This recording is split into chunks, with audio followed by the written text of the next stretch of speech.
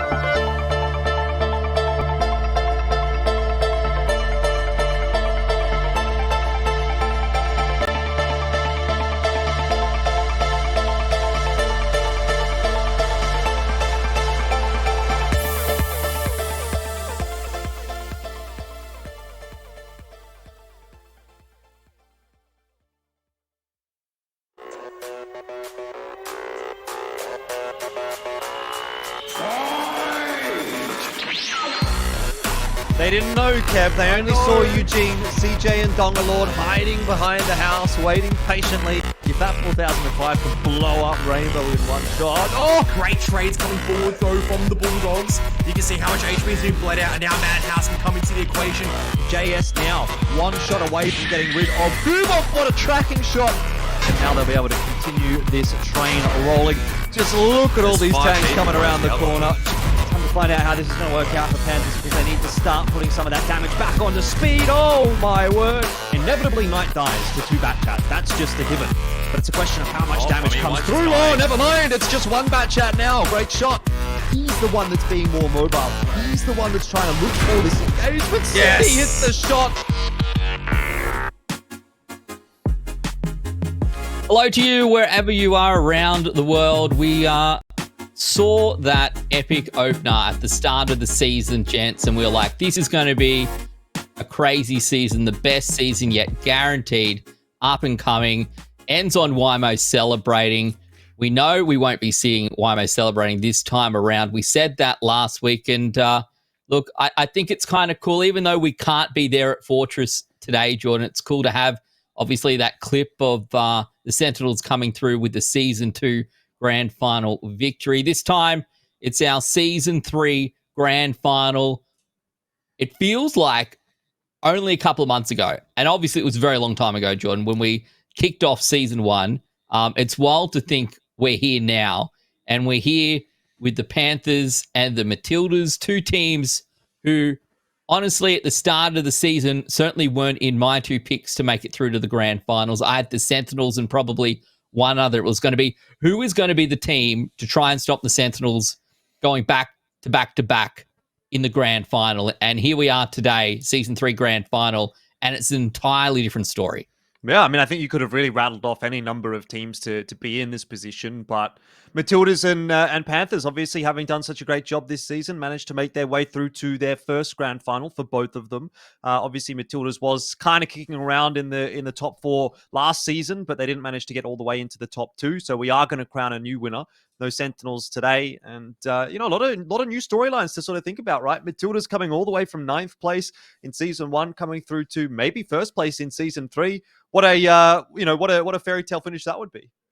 Yeah, this season, Kev, there's been lots of ups and downs. We started with the teams we thought were the best going pretty well. We started with, my favorites being a Brizzy boy, the Brisbane Bulldogs, really absolutely smashing it out of the gates. And over the course of the season, teams really started to find themselves. They started to come together. They started to find their momentum. And we always talk about making sure that you peak as a team at the right point of the season. And for the Matildas, and I think particularly the Panthers this season, I don't know.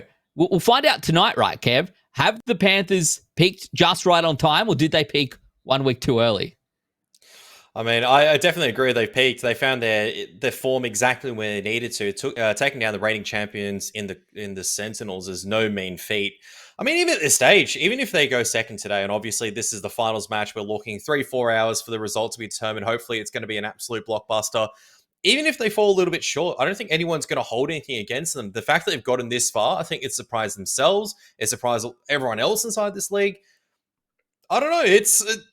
To me, it's a Cinderella story. I'd like to see the Panthers cap it off, because surely you can't make it all the way here and then fall at the final hurdle, right? Like, these are not how sports movies are written. It's the underdog has to come out on top at the end of the day. Esports is not an anime, Kev. There is no redemption arc. Okay, I thought you were supposed to know that by now. You got to have it written down somewhere. But certainly for this Panthers lineup, it's been one heck of a story. And for the Matildas, they've sort of season by season improved themselves one step at a time, right? And for them, this could be their season as well. Their last few weeks of the regular season, they really started to find their feet again. They've been a solid team. They took down the Scorps when it mattered.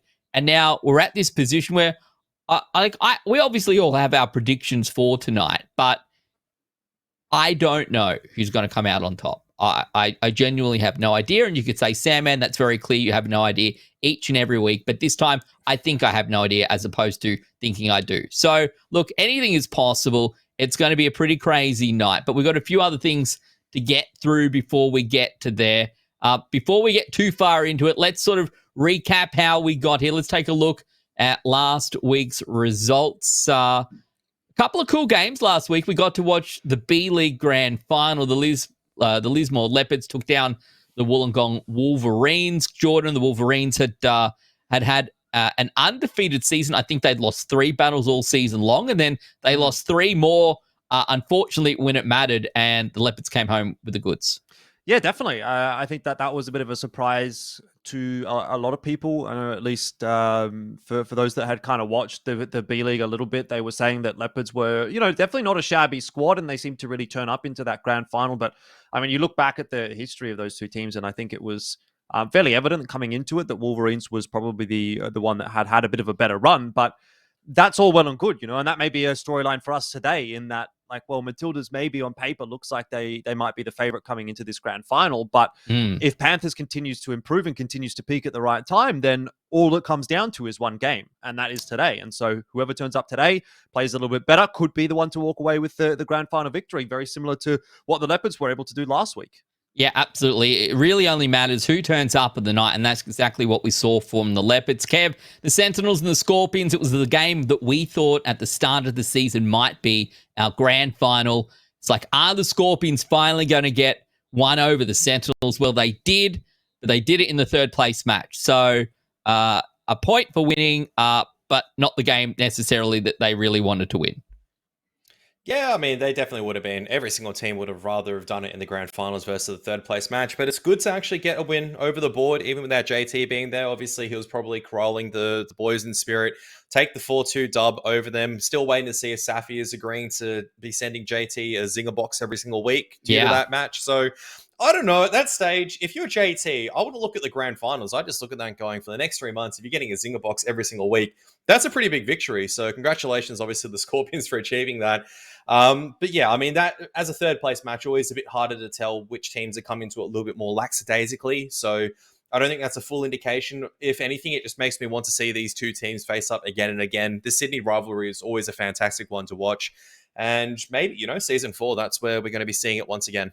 Yeah, I certainly hope that's going to be the case. The Scorpions coming out third, the Sentinels coming out fourth. I certainly did not expect the Sentinels to finish the season in fourth place. And just to round it all off, we can take a look at our finals bracket, and it'll show you those matches. And, of course, tonight's grand final, the Melbourne Matildas up against the Perth Panthers. That one's going to be kicking off somewhere around the 9 p.m. Australian Eastern Daylight Time tonight, depending on how the first half of the show plays out. We've got show matches on tonight. It's going to be a lot of fun.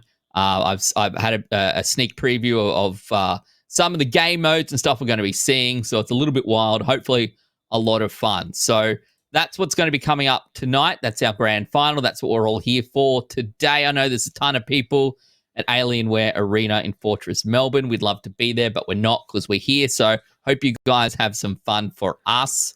And look, if you want a drink, just say Karath will pay for it next time he's here. I don't know if that'll work, but it's worth a try. All right, so we've been working through our leaderboards, our Alienware leaderboards each and every week, gents. It's been pretty exciting. I think we had our hot shot. We had like our team of the week, etc.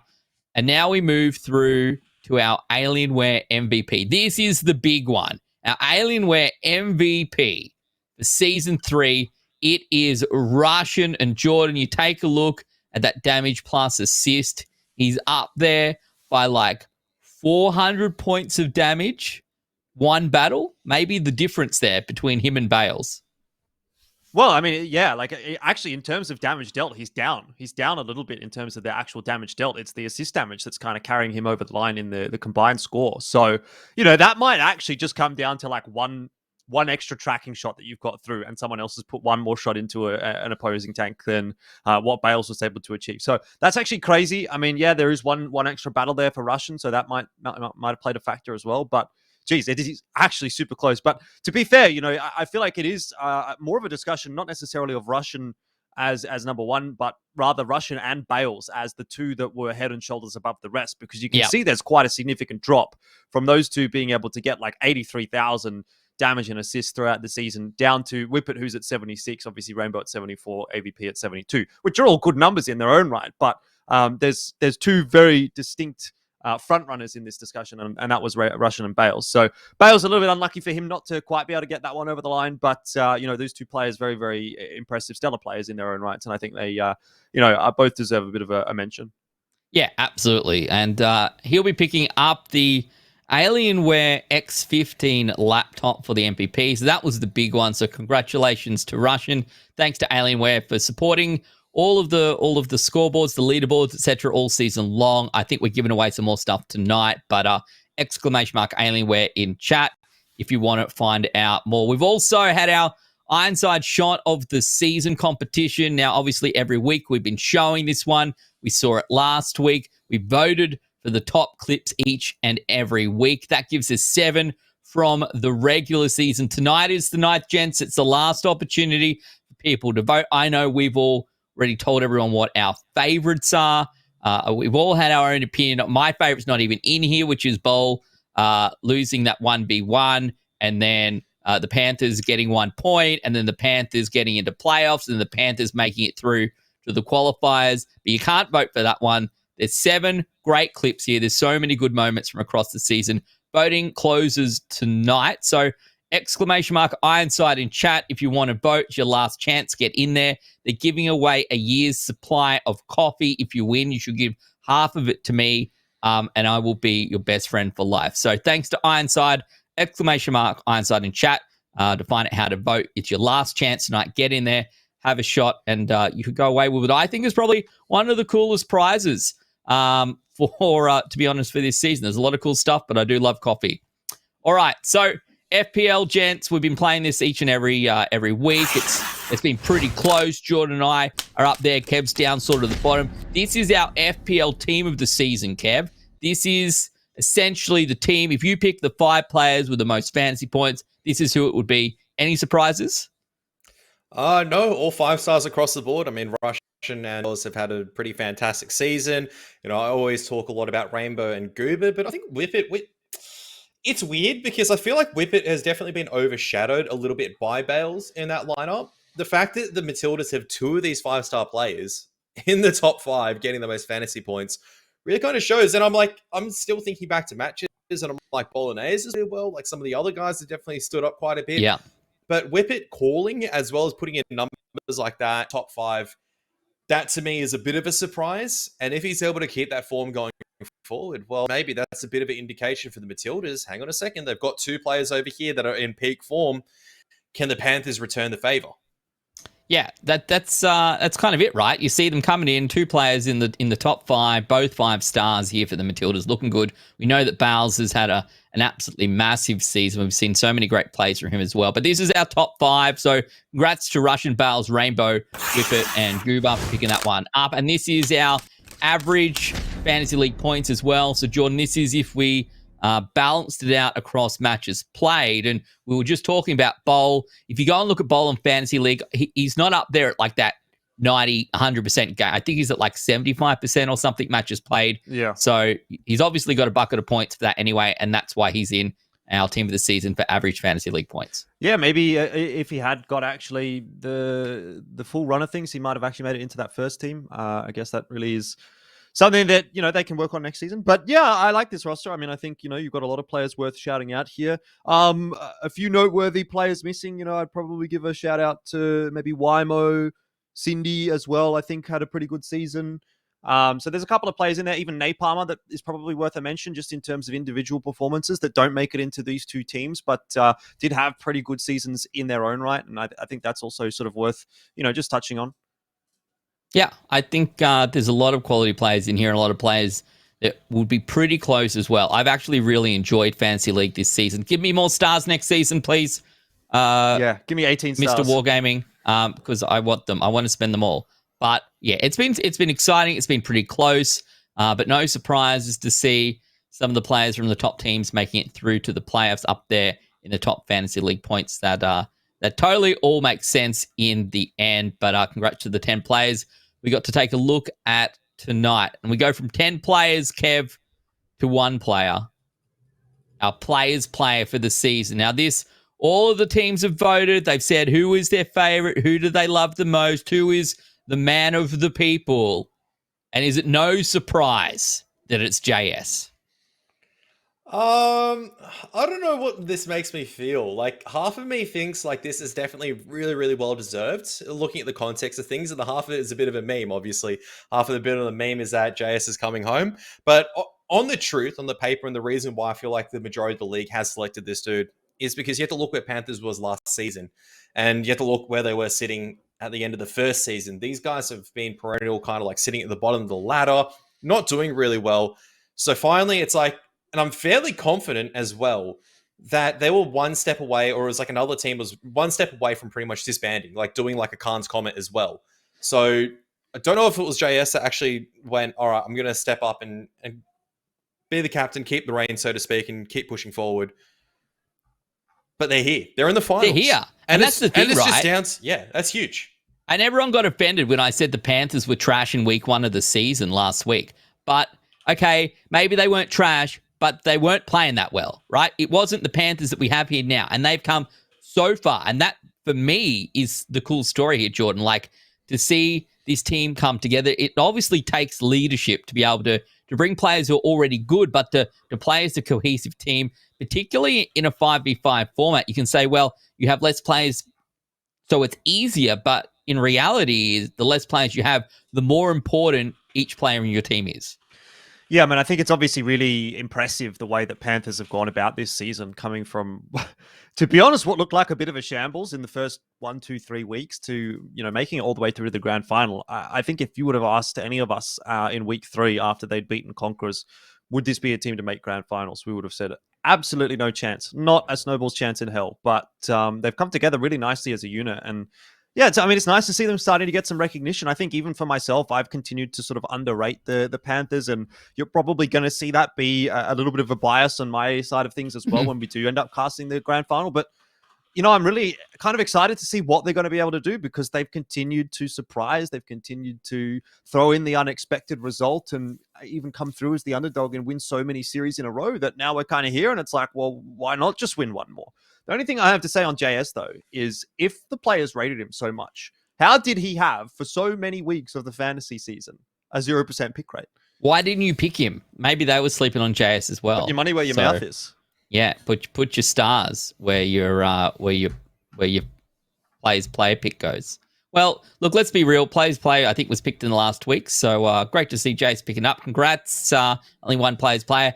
Question is, can he follow it up, be the players player of the season, and be the gentleman who leads home his team to be ANZPL Season 3 champions? We'll find out a little bit later on tonight. But it certainly has been a wild ride for JS and the Perth Panthers so far. So tonight's matches, that's what we're all here for. We're going to start it up, though, with a little bit of fun.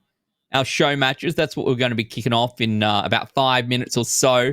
We've got some special matches, some special game modes coming up tonight. We're shaking things up a little bit all over the place. It's going to be a lot of fun. Things maybe we haven't tried before. Some very cool team names as well. And then after that, the big one, the Matildas up against the Perth Panthers, our grand final. That's what we've been hyping up all night. That's what we've been hyping up all last week. We've waited 2 weeks to see these two teams go head to head. We have our predictions ready, and I don't think we're all on the same side of this one either. So Elfish Guy has predicted the Matildas. Sandman with his beautiful clock has predicted the Matildas. Kev, the odd one out with the Panthers. Jordan, why have you got the Matildas down? Because I don't want to win the Golden Bin Award. I want to win. I want to win the predictions overall, and I think Matildas gives me the best opportunity to do that. I think they've got, as you said a little bit earlier, some of the individuals that are really, really impressive, the ones that are kind of coming through and being the hot players, the form players, whatever that may be. I think they're a team that's had a little bit more success over the course of this season than what the Panthers have had. Panthers have been a little bit, streaky, and they've been very impressive, and there is that. But I just think that there is a little bit more of a grounded core around the Matildas that I have a bit more faith in coming into this grand final. So to me, they're kind of like the safe choice in a way. Panthers is, very much able to win this series. That's not a concern for me. But I just think that there is a greater likelihood that Matildas will perform today than the Panthers. Panthers seem like they're just a little bit, they're either here or they're not here. And so for me, Matilda's the safe choice. That's why I've gone for them. Kev, you got the Panthers down. Are you just you're here for like the miracle run, the craziness? They beat the Sentinels. They beat the back-to-back champions. They can't be defeated tonight. Is that where you're at? Tell us. I mean, it's a Cinderella story. I always like to believe in the sports movie comeback where the team just absolutely sucks for a long period of time, and then they decide to just start winning, and before you know it, it's the Mighty Ducks. Hang on a second, there's a Matildas team that's quite heavily favoured. They might upset them. So, look, I think overall this series is still favoured to the Matildas. If you have to ask me, 70% in the favour of the Matildas, 30% to the Panthers, but hey, 30% is better than 0% at this moment. Arthur's definitely coming into this with a shot, but Matildas, if they all turn up, it's going to be pretty difficult for the Panthers to sneak one more across the board. I think we all saw in that semi-final that the Panthers don't care about the odds. They're going to play their own game, and they did it against the Sentinels, and there's no reason to think they can't do it against the Matildas. But yes, I've gone with, the Matildas, this consistent basis across the season, looking pretty good. I think they'll just get the edge out of the Panthers, but I think the grand final is going to be blast either way. So we'll put that one aside for a little bit longer. We'll come back to that one about 9 p.m. AEDT, just under 2 hours. For now, though, a bit of fun. We've got some show matches lined up for everyone at home. I enjoyed the show matches last season. Our first show match, so the way this is going to play out, I think we got 4 show matches tonight. The first 3, we're going to play an attacking side and a defensive side on each of the maps. So that's 6 battles and a special 7th battle that I suspect we only want to see once, and we're only going to get one side of this one. So show match number 1, historical battle, Team 1 v Team 2, 2 great team names, on the Siegfried line, Jordan. Yeah, this is going to be an interesting one. Let me have a little bit of a look as to what exactly we've got the our TLDR we've got our notes on these. Historical battle is a Western Front style UK, US, France versus Germany, Italy, but on tier 10. Players swap teams in attack defense on Siegfried line 2 battles. So I guess based on that, each team is only able to pick certain tanks from certain countries and hope for the best, which makes for a pretty interesting kind of a setup, I would say, because I don't know how many good solid German tanks are there in tier 10 that you're going to want to take and, comprise like a whole team from. I suppose like E100s are going to be pretty good here. Mouse is going to be pretty good here since we're on Siegfried line. I don't actually know what the cap circles look like on this one from memory. So I guess that's going to. Well, that's a good point because it's not like we've been watching it during the regular season, right? So there's a little bit there. Kev, I know you're the tanks nerd. Who would you prefer? Which side would you prefer to be on? Defensive side is always easier, but when on a 5-on-5, this makes it very interesting. And then I'm looking at the factors of, hang on a second, are you allied? Like, is it, if you're the allied, is it means that you have to play attack and defense as an allied team? Or is it like, I would assume what's the go there? So I would assume so. All of a sudden, it's like contextually there, because where the flags are located in Siegfried line, I feel like the German tanks are still pretty solid, just anchoring down some of these hold down positions. I mean, you're saying you've even got the ability to bring the Progetto 65 out. You've got you've also got I don't know if someone's going to bring out the Rhinoceronte as a bit of a meme, but definitely a lot more variety for the allies. That's for sure. I mean, I'm going to say you get UK, was it UK, US, and France for the allies, which means already you've got Super Conks and Bat Chats available to you. So that already feels kind of OP. I am just hoping, though, and this is just me just being... I don't want to see that. I want to see, like, AMX 30Bs. I want to see the You're not going M48 to see Paddens. AMX 30Bs. No way. I want to see a couple of tanks that just don't get that much love into this one, because for me, it's if I just wanted to watch just the boring American allies meta, I would have just tuned in for the grand finals. I want to watch something a little bit more exciting. I want to see these off-meta tanks being played a little bit more, and there's definitely a chance for people to explore. Who knows? We might even see the CACs talking about off-meta and just absolutely useless tanks, but yeah. I'm surprised you haven't been training these players, Kev. You didn't get in, you didn't pick a side and start training one of them up in the 5v5. You need to pick this tank, this tank, this tank, this tank, this tank. Who wins? Do the allies win? Axis win? Who comes out on top? Allies, for sure. Like, if it depends on if you go, all right, we're playing Super Cogs, 50Bs, and Bad Chats. I'm like, wow, I wonder what the Germans will have to counteract against that. But if there's a bit of fun with it and we get to see a bit more tank diversity, I want to wait and see, because once again, it's so hard to even.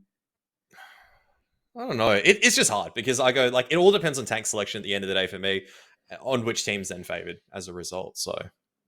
All right, well, it's our first of 4 show matches coming up, then into our grand finals a little bit later tonight. I hope everyone is enjoying themselves. It's been a pretty epic season. I don't think anyone could have predicted the 2 teams we're going to see in tonight's grand final. We've had massive support from all of our sponsors all season long. You're running out of time. Your last chance tonight to smash some HyperX in chat, win some awesome HyperX prizes, including that 60% HyperX custom alloy keyboard. Get involved, ! HyperX to find out more. But let's get into it. It's our first show match of the night. Chat calls it good guys versus bad guys. And I guess that's what it is. I guess that depends on where you're from. But there's only one Super Conqueror, Kev, so maybe you'll have a bit of fun here. This is looking a little bit wacky. Yeah, I feel like we've kind of got a bit of both, haven't we here, Kev? We've got a Super Conk, we've got a Bat Chat, so we've got sort of the expected tanks, but then you've also got an E3, a 4005, a Jagd Panzer, a Leopard 1, a Rinoceronte. I mean, there's everything. There's kind of a bit of a mix. Yeah, no, already a bit of... Okay, so the one flag is over there, which makes me feel a little bit better about things, but that's what I mean, is the team that's got the Bat Chat is going to have so much more initiative taking field, because there is no way that you can contest field as a Leopard 1 or as a Progetto 65. The only tank that can really try to compete against field is maybe the Rheinmetall Panzerwagen, but I don't know why you'd bring that outside of like a niche play. Yeah, I don't think you'd really want to be going for that, to be honest. Oh, Just doesn't feel like it adds a whole lot. Didn't the Panzerkampfwagen used to get played a little bit, like back in the 7v7 day? I'm like looking back at this and going, I swear it was. I think like maybe once or twice, like very, very niche sort of situationally, but it wasn't really a tank that was picked up at all. It was normally like the mouse during the mouse meta, the E100 when the mouse meta didn't exist. AVP sending it. He's sending it. I don't know if he does want to do that though. He's creating enough pressure. I wonder if there was a rule here where you could only pick one of the same tank as well, because that might have helped us get a little bit more of this variety. Yeah, I'm hoping so. So it's always good to see just some of these other tanks that we normally don't see in the competitive matchmaking, or the competitive matches, should I say. Okay, so if Napalm is actually allowed to poke up and play hold down here and get some shots into the Progetto, then that's not going to go too well for the bad guys. But Aussie's just going to rotate his way off. Yeah, this is not good. AVP is kind of isolated, so he's going to cop a couple of free shots because no one's really covering him. Eventually, Aussie's going to come over, and so is a Rinoceronte. So Napalmer does need to be careful. But Napalmer could just duck back down as soon as he recognizes those tanks come close and back his way off. Knight in the 4005 actually gets spotted, which is obviously not great news for him. Pretty easy target when he's lit. I mean, still, the exchange of damage has been quite favorable for the good guys. They've got, I mean, to an extent, they've got a little bit of cap pressure here as well. I feel like there is going to be a world where inevitably the bad guys will have to just try to get a reset, and that's where they're going to drive into a massive crossfire that's been established from the good guys. I mean, like, look, you got a bad chat, you got a 4005, you got an E3 all sitting around, and then the E5 quite close as well to support that Super Conqueror. And to get this reset, you really do have to open yourself up to a lot of angles, and particularly with this push coming through from Trax, where he can now spot the northern side. I don't really see a world where anyone's going to get a reset onto Napalmer from a safe position. Yeah, eventually they're going to commit a team. There was a bit of a funny point that you did bring up just now when you said good guys, and I'm seeing an FE4005. I don't get it. It's a fridge. Oh, I see. It is a fridge, isn't it? Speaking of fridges, he got absolutely slapped. I think AVP actually did manage to hit him, but AVP might be tracked out at the moment. He cops quite a bit of damage from the E3 at the distance. Aussie, though, I think is now aware of the position. Tuck as well, just covering off. AVP might go down over here thanks to the bat chat over at distance as well. 2 tanks now on the cap. Through. Yeah. I mean, they're not quite managing to land those shots onto AVP, but they're still getting good damage through. Knight with the 4005, waiting for his opportunity to strike. But it's not going to be given to him just yet. But this is kind of what I'm talking about. Slowly but surely, the good guys are getting those HP advantages. E3 of Bluey is starting to work his way into the town as well. And when he arrives, AVP is going to be a dead man. Tuck only has 1 shot. He's not going to be able to do much. They might be able to get the second one to the clip. There it is. I mean, AVP does go down. The full clip does at E3 in the meantime from the Progetto. So, where now begins a bit of the farming session, I guess. Where it looks like the bad guys should be able to get this kill onto the E3 at the very least. So that's... Oh, I was about to say... Whoa, should have gotten the kill, but the FB pens. The Renault Morante goes down. So, what should have been a 4-on-4 I was now going to becomes say, a 5-on-3. I actually thought the bad guys had done a really nice job there and actually brought it back. They had the awesome flank from Aussie in the Progetto, and they were able to farm the E3 from full HP, but instantly deleting a tank there. Knight in that 4005 sort of swings it again back in favor of the good guys, and he'll get himself another one. He pens the Progetto. Oh dear. Aussie trying to clean up at least E3. Can't get back to safety in time, and Knight, he'll go down eventually to the Leopard, but he's done enough. He's got rid of 2 tanks, and that really makes it a much more uncomfortable scenario, especially with the Leopard as well as the Panzer Kampfwagen. They can't really just get anything done over here. They need to try to get rid of one of these tanks, and the focus fire really isn't there just yet. Looks like CJ decides to go for the E5, which is a bit of an easier target compared to the Super Conqueror, but the Leopard... I mean, even if they do get rid of these 2 tanks, which I think now obviously is an impossible scenario, you still have to consider Trax is there in the wing, ready to clean things up in the back chat. I think you would probably still back Trax to win that 1-on-2, given the HP that those 2 tanks had. All it would need is 1 shot into the Panzer Kampfwagen, and then, he's got enough still in the clip to deal with the Leopard 1. And let's be real, a Batchat's going to be able to chase a Leopard 1 down and should be able to cut through it like paper. No. Not a whole lot of armor on that German medium tank. So Trax has caught up to Raspberry. He'll be doing a little bit of farming here and there. And that's going to be the end of that. The good guys will pick up the win on the attacking side there of Siegfried Line. We got some interesting tanks there, Kev. I think you might be right, Jordan. I have a suspicion that maybe there was either a gentleman's agreement or a requirement to run one of every tank. What I do want though is, did you see the team logos? Can you represent? I'm sure Kev. I think Kev's actually on you, and then which one? Kev's been pretty good at that kind of thing in the past. I remember. Can you do that, Kev? Which one are you? Good guys or bad guys? I'm definitely left dab or right dab? Guys. I'd probably get it wrong as well, to be honest, on stream. So I think I'll dab towards the left and it'll be towards the right. I still, to this day, after 5 years in front of a camera, I know which way is my left and my right. You're not the only one, Kev. You're not the only one. FB4005. I'm a big fan of that tank. When I had my press account, I used it. And I won no battles, and everyone was very angry with me. But looks like Knight did a little bit better than I did, Jordan. Yeah, I mean, how about that? Like three shots for about 3k damage. You'll take that every day of the week. I actually thought Captain Cows and Napalmer did a little bit more than what they were able to do. But in the end, obviously, that damage coming through from the guys out in the field and the heavy tanks did the heavy tank things and just stood on the cap and soaked up a bit of damage and did pretty well for themselves.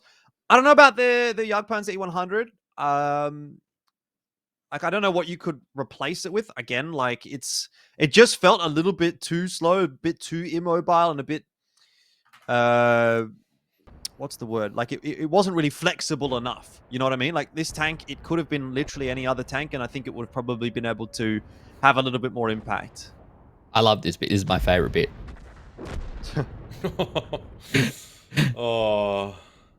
Oh, you just said you get a Knight. Like, okay, the side of the turret, that's fair enough. I just wondered where he penned on the Progetto, actually, but I don't think we'll get that.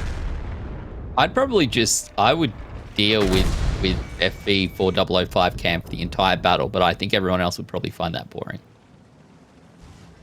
I don't know. It's always fun watching an FB just pen everything at the end of the day, but there's also a reason why it sometimes doesn't work. We've seen the gun inaccuracy not work in its favor before, but yeah. I mean, allies have the better tanks. Who would have thought that? Yeah, well, only one Super Conch and only one Batchat 25T, but making the most of both of them. Classic seeing Trax and Napalmer. Even then, pick the best tanks. No surprises. Oh, yeah, need to show off. Didn't get to show off, though. like an E5 is Napalmer, also still pretty good, you know? Everything. I'll put it this way: everything that was picked except for the FE4 to low 5 can be a meta or an off pick in terms of competitive play. I'll just leave it there. Yeah. Whereas maybe for the bad guys, like, what did they have? When was the last time I saw a Panzer Kampfwagen? It's just like, no, I just don't see the tank. There are tanks better in that role. Like a VK7201 is better. If you do have that as a tank, otherwise, like a 705A is preferable. And guess what? It's a Russian tank. You can't pick it. It's not a bad guy. It's a good guy. It's a neutral guy, I think, in this neutral context. Guy. Yeah, I was about to say they were technically part of the Allies, but not. But like, what is meta? Even the E50M. Even if you do bring that, it's not really meta. I mean, maybe the E50M you could like sit out in the field and get a bit of work done there. I don't know if there's like some ridge lines you could play. I feel like there's better choices than what the bad guys brought, though. Like that, well, like, there's I no think good maybe choice in theory, they should but- change it up. Okay, obviously we're going to swap sides. We're going to see what they can do on attack, but maybe you need to pick some different tanks. Let's see. What would you pick, Kev, if you were the bad guys right now? What are we about to see? Rheinmetall Panzerwagen, just because why not? You need a flip wagon at the end of the day to get some scouting done. It's got good A2 shells as well, so you can actually combat the Batchat decently well. It's got fantastic view range. Maybe a Grill 15, who knows? That's a couple of tanks we haven't seen before in a while. Let's roll back into it. Good guys v bad guys. Allies up 1-0. Let's see if they can draw the war or come out 2-0 ahead. That awful dab from Elfish guy up there. That should be bad guy size. To be honest, with how awful it is. Just put them both on the left, please. Both Is that tabs. me? Is it not you? Doing the dab? I think it is. That's Is that not Elfish. Jordan doing the That's dab? not Elfish. I thought Really? that was Jay. Is that Jay? I Oh. fair to say that's a J dab. Feels bad. That's out. Maybe I need new lenses in my glasses. Yeah. Anyway, besides the point, because actually we do get confirmation that the teams swap sides, but they also swap, I guess, allegiances in a way here. The bad guys are now the team that was the good guys, and the good guys are the ones that are attacking. I guess that makes sense, right? Anyway, Everything is flipped. Yeah, everything's flipped. yeah, everything's flipped. And to be honest, the bad guys have once again brought a very, very similar composition. Although we do have an E50M and an RHM Panzerwagen, though, you know, the E1, the Jagdpanzer E100 comes through, the Rhinoceronte comes through, the Panzer Kampfwagen 7 comes through. So, yeah, fairly similar on the defense. Attack looking very different though. I mean, I was hoping to see like a bit of a different tank. So Sheridan, that's the shotgun as well. That's the grenade launcher, isn't it? Yeah. Yeah, he's got the grenade launcher. I mean, and we've got a pattern as well, which is kind of cool. Yeah. 50B, you got your 50B. Yeah, But I like a what- bit boring. I like what the bad guys have done here in that they've taken control of their side of the field, which was not something that the previous bad guys had done. They were, you know, very central on the city. They didn't go out into the field at all. And I think it's actually going to make it a lot more difficult for good guys to get a bit of cap pressure on here because, you know, you're going to be able to get shots in onto that Badger. As Yeah. evidenced. I mean, the Badger isn't perfectly hull down at the end of the day, so... I mean, they're trying to dig out the Rheinmetall Panzerwagen, so the Sheridan just keeping that proxy lit, the E50M just trying to sling heat rounds over there. At least I think the E50M's got heat rounds, or is it APCR for premium? Might be APCR, actually. I wouldn't It be able to shares tell the you. same gun as the E50. Yeah, I don't have an E50M. I've finished the grind for the E50M. I just need to buy it. Yeah, but I don't know. Is it even a tank that you want? I don't know if it is. Yeah, it's pretty fun. E50 was fantastic to play. I think it was one of my favorite grinds, and E50M I'm just assuming it's just a bit of the same old. You have a bit of armor to work with. Yeah. Well, Not anyway, convinced. look, I just feel like it's kind of a boring tank. Do you know what I mean? Like it kind of does everything, but it doesn't really do anything that well. It just sort of exists, and it's like. I feel like that's a copy pasta. It's like it's a pretty boring tank. Like I've done, it just averages 5,000 games. But when do you remember an E50M doing damage? Exactly. No, like I just think like why play the E50M when there's so many other medium tanks that you could play that are probably just better, or at least have a better like identity. You know? Yeah, like if you want to go faster, you got a 140. If you want better DPM, you got the STB. You got a CS63. Yeah, you If want you an want auto lazy- loader, you got batch chats, like the E50M. TVP. It just it's sort of a middle ground tank to me. The E50M, it does everything okay, but it doesn't do anything amazingly. Yeah. Anyway, I think apart it's from ramming, also that's a pen. that's a pen indeed. It's good damage, but I don't know if that's going to be enough to bail the good guys out of trouble. Maybe if they can kill tracks, then that starts to help quite a lot. CJ's definitely having a bit of a look, but right now, I mean, I'm not really feeling the pressure on the bad guys. And Trax is going to die when Raspberry gets another reload off. Knight's coming in to help out, but the Does he FV's get posted on the angle. Yeah, I was going to say, does he get 4005? Yeah, that's the real question, isn't it? The E50's not spotted just yet. Hang on a second. This is getting a little bit dicey. Knight's been able to sneak by. Oh, there he is. He spotted. CJ, you got to bail out your teammate. Oh, he doesn't pen it. The Sheridan does get the kill, but the pen doesn't come through from the FV. So I think Raspberry should go down here. Actually, Knight doesn't persist any further. When you're in the dip, you're okay. As long as they don't push over on top of you. And I think if Knight does push over, he dies as well. So it would be a 2-for-1 trade in the end, and that doesn't really achieve a whole lot. He can still lock the Sheridan and 4005 into the field, though. And with that, at least, the bad guys have a 3v3 in the town. Assuming the Panzer E100 can actually get there, because, you know, it's a tank that doesn't drive very fast. So it might be a 2 first 3 at the moment, but resets will come through okay for the bad guys, and they probably do actually just dispatch of AVP here. Yeah, I mean, unfortunately, the AMX 50B as well as the pattern were on the wrong side. That said, Bluey is getting absolutely just hammered at the moment.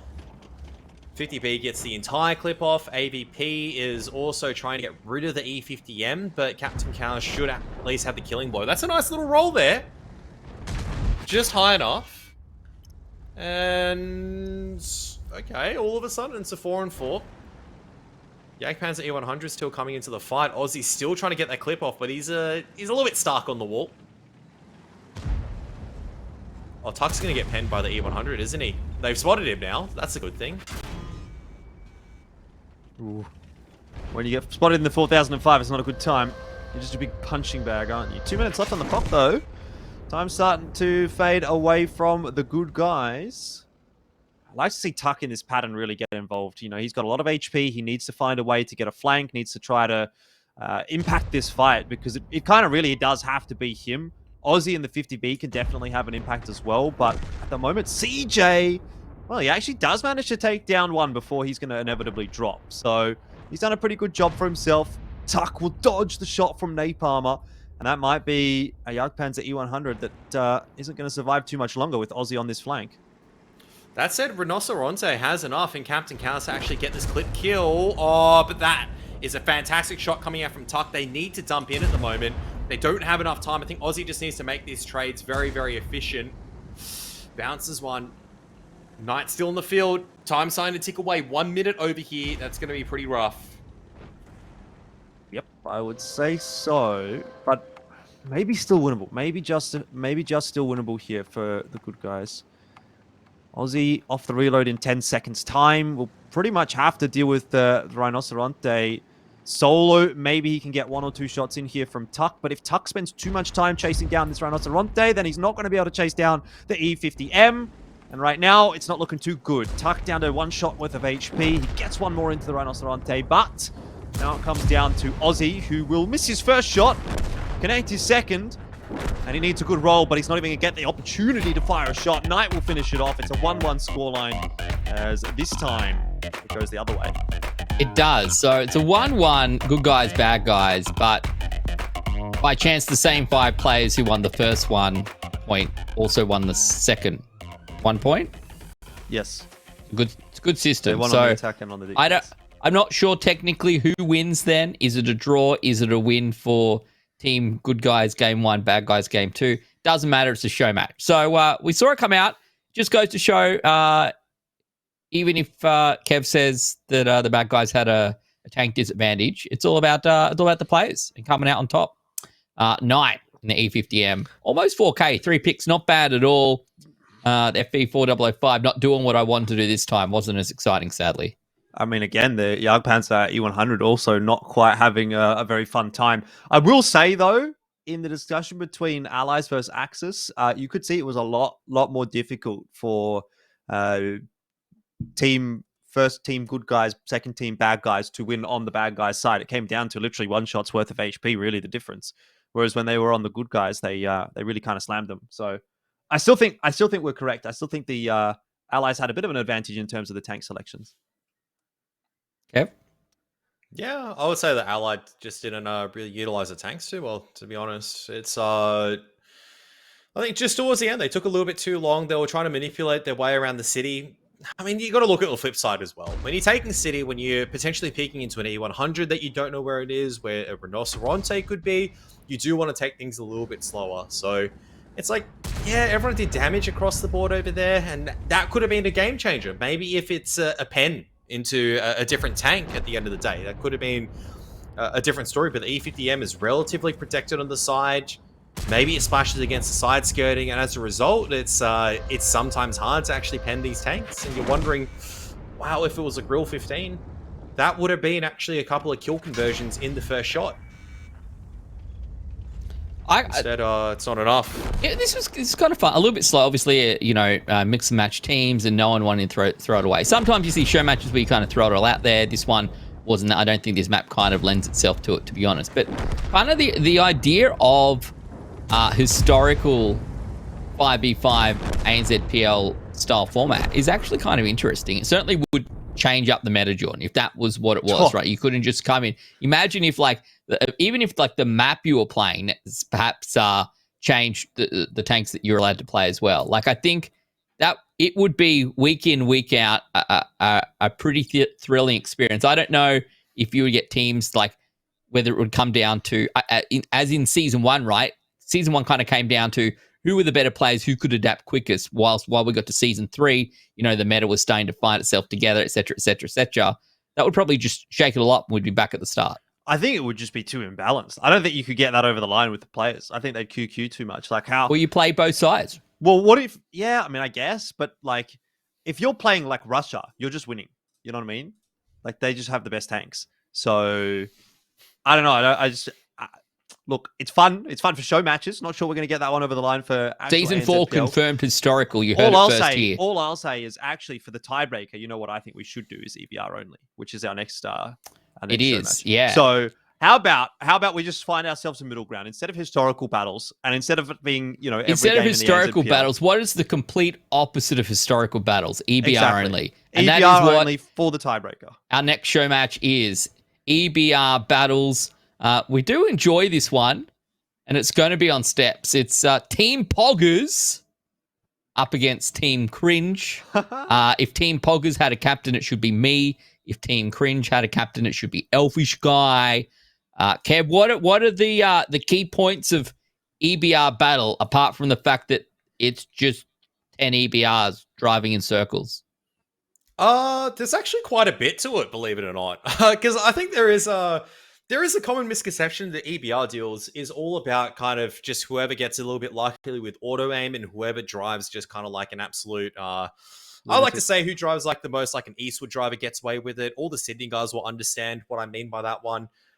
Pick a suburb where drivers are just terrible there. You've got the idea. But there's actually a lot more. In a dogfight, you don't want to be blading. It's like an EBR dogfight is almost the same sometimes. You got to look at it as like an airplane dogfight.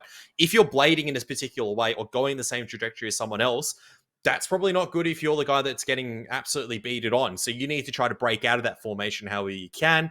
It also depends on like vision manipulation, all these other different factors. EBR, yeah, once again, EBR in a pub battle is one of the most annoying things to fight off against, but it's also one of the hardest things to do when it comes to clan advances and campaign, because a good EBR driver can actually win their team the game and vice versa. I know that went a bit serious considering that we're just having EBRs driving around, but that's the truth. There's actually a lot of thought that goes into how you play EBR. Okay, fair enough. So is this going to be quick, or is it going to be like, in my mind, EBR versus EBR means everyone dies really quickly? Is that what's going to happen? We're on steps as well, right? We haven't seen steps for a while, so it's cool to see it back. Who comes out on top here, Jordan? Team Poggers or Team Cringe? Well, if you reckon I'm captain of Team Cringe, I'm going to have to go with Team Cringe. I think they're just better, to be honest. Anyone with eyes today can see that mustache and know you're captain of Team Cringe. No, this is Poggers.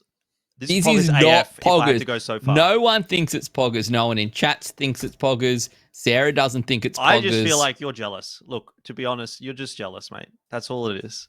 Okay. You wish you had a face like this. No, I really don't. But that's okay. You keep growing. It's for a good cause, okay? Every year, for a good cause, Jordan grows an awful mustache. Maybe 1 year, it'll be, you should just let it go and see what happens. Just give us 12 months, full round. I don't know if I would have a girlfriend after 2 months of that. It's hard enough getting it over the line for 1 month, to be quite honest with you. But, for a good cause. It's for a good cause. Just remember. But, I need to close my eyes when we go back to caster cams, though, because I just can't look. Oh, maybe, man, don't make me get the picture of us with the mustache from like 2016 or something, because that was a good one. Maybe that'll come out later. That was definitely cringe. That was definitely cringe. Well, this is Team Cringe v Team Poggers. I say Team Poggers is going to win. Jordan says Team Cringe is going to win. Kev is just cringe, as are EBR battles, but that's what we are going to see. 5v5 EBR only here on Steps. Oh dear. And I don't know what we're going to get from this one, to be honest, Kev. Are we going to get full send gameplay? It's a full send. It does look like we're going to get full send gameplay. I wasn't quite expecting it, to be honest. I thought we might actually get something a little bit more reserved, but it seems like both teams have just gone full send mode. Yeah, it's just going to be a 5-5. Yeah, How do you even cast this? You don't. You just watch it and just go, they're just going to murk one guy at a time. This is all down to just kind of driving at people. He actually survived a lot longer than I thought. I mean, you can also trade like your lower HP targets in as well. So there needs to be someone that gets rid of 9. Someone stopped him earlier on. That's a bit of a low roll. And as soon as you have like the EBR advantage, it gets a little bit dicier. It gets a little bit messier. But I'm waiting for the HE shells to come out as well. Oh my goodness. Phantom. The observers are not having fun. Well, I think they're actually probably having a grand old time. It's going to be difficult for them. Whoever's doing the eye in the sky, fly cam, they're probably the one that's getting the majority of the action right now, because it's just too hard to tell what else is going on. Let's be real. Team Poggers looks pretty Poggers, apart from when they run into each other. They're trying to catch up to him, but Buff just doesn't want to get rammed in at the moment. Oh my god. Someone stop this. This is not allowed. Oh, this is pretty tricky. Oh, okay, there we are. Goodbye. All right. Shaky Pants has had enough. Oh. That's literally EBR POV. That's EBR POV. Well, Team Poggers, congrats. Picks up 1 point. And we said it might be over really quickly, and it is. Yep. So, Kev, please give me 3 minutes of expert analysis, which is probably longer than the game went, on that EBR v EBR battle. Yeah, so more APCR shells from the team that won kind of penned the EBRs, and it didn't happen the other way around. The focus fire was there, and it really wasn't on the other side. I was also wondering how teams are going to play it. If they're just going to full send it or play like some convoluted kind of just keep on the move and just keep sniping away for the defensive side, which you can definitely do in snaps. But it does look like the full send happens. You can see Shanky Pants obviously showing off his prowess a little bit in the EBR alongside with Raspberry. I don't mind that at the end of the day. So I have to see how many shots are fired as well, because I've got a feeling it's Shanky Pants is going to have like a high ratio. There you have it. Six fired, 5 pens. Someone not bad. To be HE surely for them. There was a lot of Rams as well going on, so that's where a lot of damage is probably coming from too. Xanon team damage. Could have also been HE as well, because sometimes you have to look at these fights and go, if HE's landed and it actually goes through, it's a huge game changer. Like, you damage so many modules on an enemy EBR, you can get lucky with a bit of fire, but I think there was a lot more APCR being slung around this time around. Yeah, you can see there, too many missed shots at the end of the day. It's going to cost you. So, and it just depends on what car driver you are. It's sometimes you just like to auto aim and just let the hand of God kind of take you on a bit of a journey. Sometimes you just like aiming at things moving at 85 kilometers per hour while you're moving 85 kilometers per hour. And you'll have aim that makes any Counter-Strike players jealous. Well, I think one of the big factors here for Team Cringe was that they just got a little bit isolated.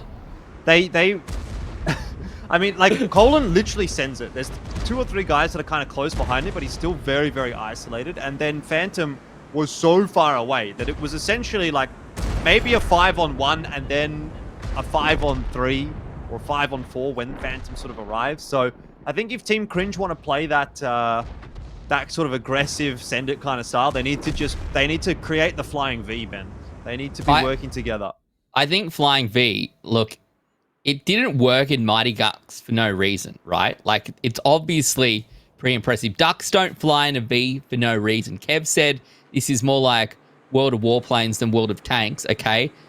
Go watch planes do like their acrobatics. They fly in a V. It all makes sense. You got to get the flying V for the EBR, and that's how you win. And that's how Team Poggers can go back-to-back EBR champions right here on Steps. I'm ready to see it. They looked a little bit better. I also liked how the replays, I'm pretty sure, lasted longer than the show match did. So that was also quality. But this is what we want. We always want more EBR action because we get no EBR action, right? No EBR action all season long. We save it. We bottle it up, all right, and we pickle it. You know, like you put in your vinegar and whatever goes into to make pickle juice, and we sit that on a shelf at the back of Fortress, and we leave it there for the whole season, 7 weeks, regular season play, semi-finals, and then third place match / B League, plus that break week for when PAX was supposed to be on. That's a lot of time to pickle for 10 EBRs. And then we get here and we open it up and unleash the EBR pickles in all their glory. And that's what you saw. So, yeah, and we get to do it one more time. So let's get back into it. Team Poggers is up 1-0 against Team Cringe. Me, the captain of Team Poggers. Elfish Guy, the captain of Team Cringe. No wonder Team Poggers is winning, and they're about to make it 2-0 here on Step. Let's go. Rolling out. How many wheels they have? Too many. 8. Only use half. Yeah, turn the other ones off. Yeah. I was going to say, do you still have rapid mode bound to X, or do you rebind it? Is the real question over here. And why do you need it bound when you're not gonna turn it off anyway? I mean, especially in this case over here, they're just looking at one target. Oh, but they can't hit anything. They barely hit him. I think only one person hit their shot. Oh dear. Oh no, this is all a disaster. That Team was really Cringe living up to their name right now, boys. Dude, they just got to aim. Actually cringe. I can't believe it. I can't actually believe it. They got to kill Critical here. They got to trade quickly. I don't know if they've done enough. Him, dude. What is going on? Cringe. AVP does dodge Shanky Pants, which is good. He's still getting chased down. Eventually gets caught up on. Oh well, look, I like the strategy from Team Cringe, but I didn't like the execution of it. Shanky Pants gets another one because Knight just rams him and dies. Oh dear. Oh dear. Oh, it should be still Poggers coming out on top. I mean, Phantom is going to be ammo racked over here, so he's not going to be in the fight for that much. Raspberry cleans up, and at the end of the day, it's just going to be a little kiss between Xanon and Phantom. So I like a bit of Asian on Asian action myself, and that's what we end up the EBR fight with. The more you know. The more you know. No wonder this is your last broadcast, Kev. All right, so. All right, so Team Poggers coming out on top, 2-0. No surprises there. The setup with 4 EBRs sitting in the bushes was very cringe, and wasn't even executed well, Jordan. It was the most cringe thing I've seen for a while, and that includes my casting. And it's not even like the EBR has a bad gun, you know? It's actually got a pretty good gun. So that's just user error as far as I'm concerned. I don't know, man. I think like it was a nice strategy. If they all hit their shots, they just blow one tank up. They even had the scout going there. But poor execution. You got to hit your shots. Maybe they would have been better off with auto aim. I don't know. Well, all I know is that Raspberry, I don't think, even took any damage across that whole thing. He came out nice and clean. So, easy life. I don't even know. Where was he? Doing stuff. Driving circles. He hit a couple of shots. Got some damage out. But look at that. Buff Hanser, AVP, not living up to it. Bit disappointing. Barely 1,000 damage between them. What can you do? I was going to say, this is kind of a good example this is a good exemplar on when anyone's like trying to snipe EBRs, you now know who the bad EBR snipers are, who can't calculate anything. They're always the ones that are going, oh, they're so hard to hit. Like, this is The setup was poggers. Like, legitimately, you're having 4, you get rid of 1 EBR at the very beginning. That's amazing. What is cringe, however, is the fact that only 1 person connects and that everyone misses. Like, how do you suck that much? Look at this. Look at it. It's like watching salmon play water tanks. That's how I was going bad to it say, was. I reckon I couldn't have done worse there, to be honest. Actually, If you you're put probably right 4 there. of me... No, the problem I have with the EBR is like the driving in circles, but they're not even moving. They're just sitting there. I could have made that shot. That's all I'm going to say. Yeah, but Ben, you're also like a 46% win rate player, so I don't know. I don't know if you actually could. Like, I don't know if you've got your monitor turned on sometimes when I'm watching you play World of Tanks. Well, I do, but I probably got like Twitch open. You know what I mean? And I'm watching something else. And then I don't realize my game started. Okay, it's very difficult sometimes. You should be an arty player. You know, then you can actually do that, and it's fine. When can I buy premium tier 8 arty? That's what I want to know.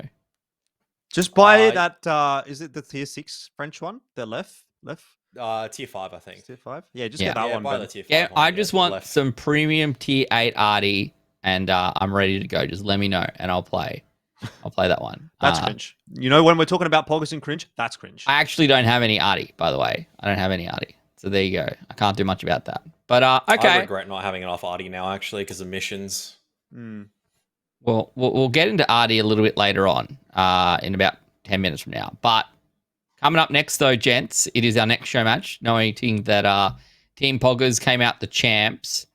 This one is State of Origin, New South Wales v Queensland. The Cockroaches, boo. Rainbow, Cindy, JT, Aussie, and Xana. No one likes the Cockroaches. Up against the Cane Toads, Speed, CJ, Russian, Iron Guard, and Madhouse. Yay! On Lakeville. Is that supposed to be the New South Wales Queensland border? Can they cross?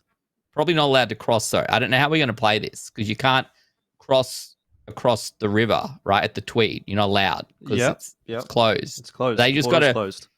Does one team have to stay on one side of the Queensland border and the other team have to stay on the other side of the border and they just shoot They across just the got to river play at each other? arty and shoot each other. Although, actually, you know what? I think that's maybe a bit of a teaser for what might come later. But anyway, yeah, look, as far as these team comps are concerned, I'm interested to see how things are going to go here because I know there's good old rivalry sometimes between some of the members on the Cockroaches roster. So we'll see how they get by, whether there's going to be some conflicting opinions going on or if they're all going to come together in the pursuit of victory. For the Cane Toads, I mean, obviously they're the Chads, they're the Alphas, they're the ones that are going to win this. I don't think there's any real question about that, to be honest. 100%. Just better players, more handsome, and cooler people in general as well. And Madhouse. So we'll see if he can actually turn up today. Don't know where he's been for the last 6 weeks. Madhouse, hello. Bulldogs, what happened? But hopefully he turns up today, right? He's not always here when we need him, but turns up when it's important, and that is State of Origin. So obviously, we'll play attack and defend here on Lakeville. Elfish Guy and Sandman are on Team Cane Toads. Karath probably on the Cockroaches. Kev, disappointing, but what can we do? We can't help it.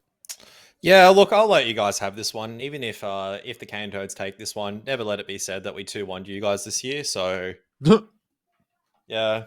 And it looks like you guys are going to get smashed next year, the year afterwards. There's just no answer. Does anyone That's it. else remember the back-to-back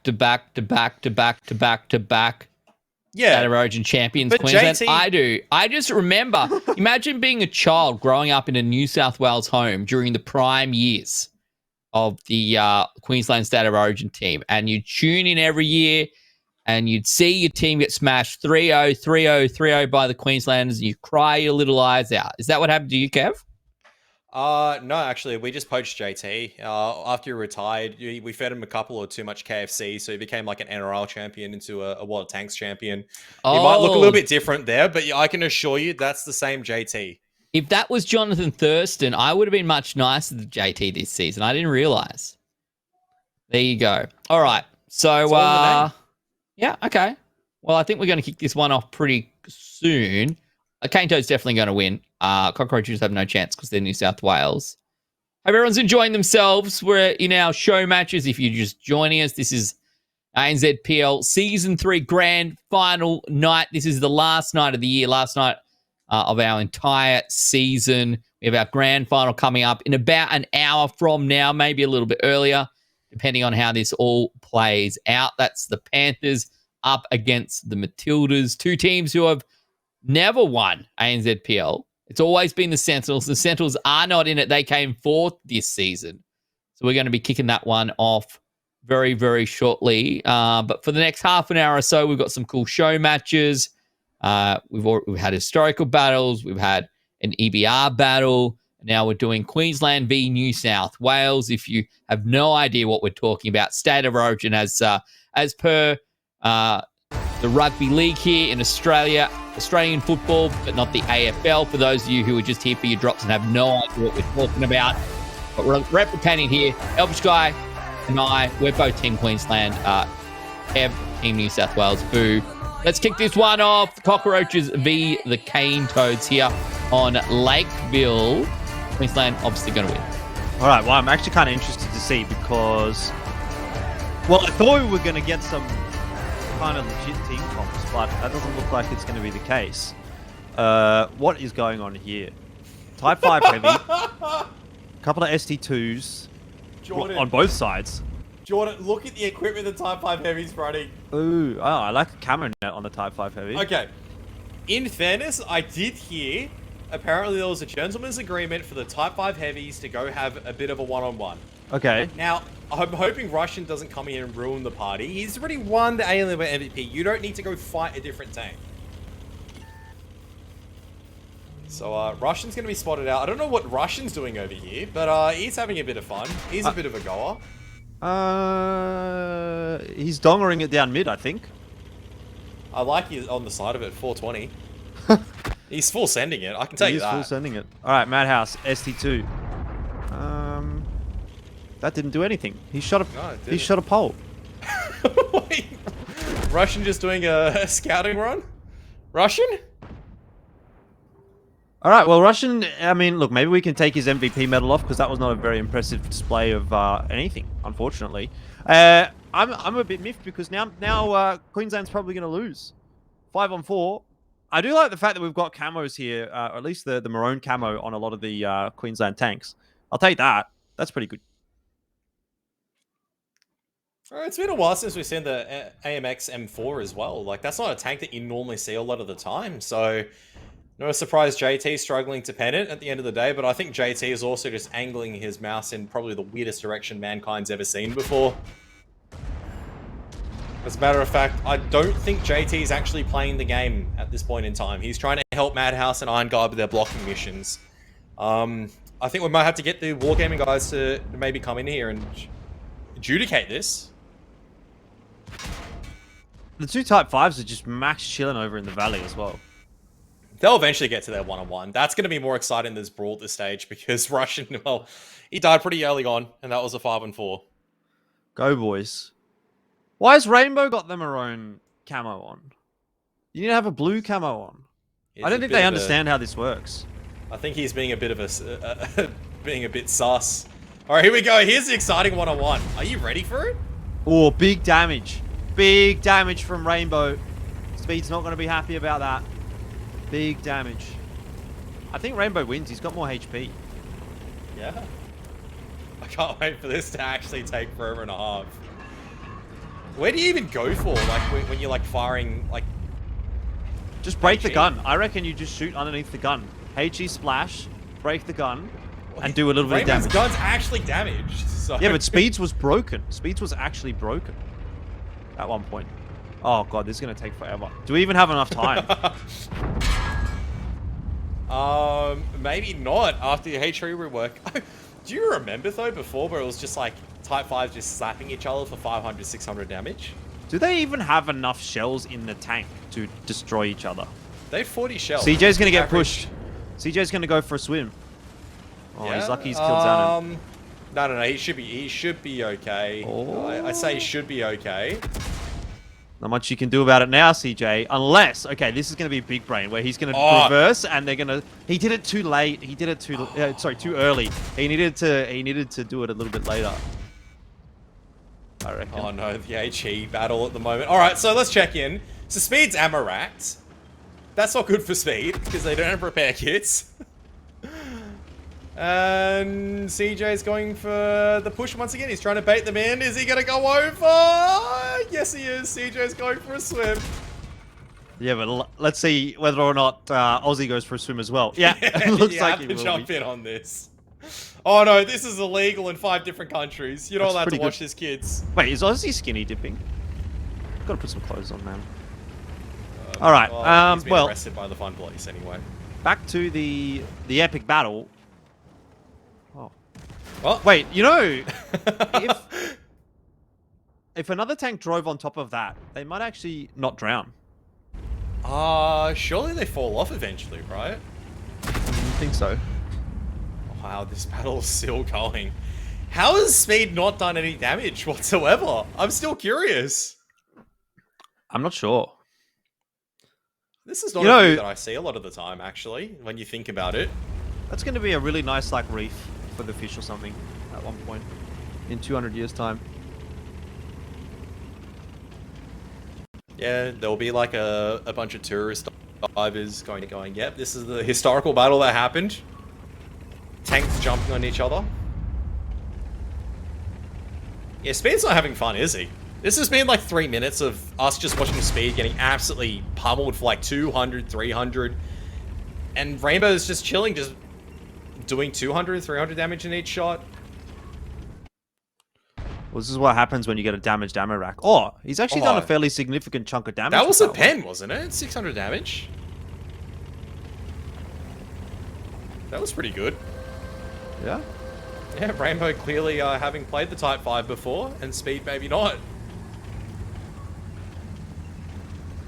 Well, all I'm going to say is I'd take a Oh. damaged gun over a damaged ammo rack in this duel. They don't have a repair kit. Where is I'd this rather have a repair railway? kit. Where is this cave?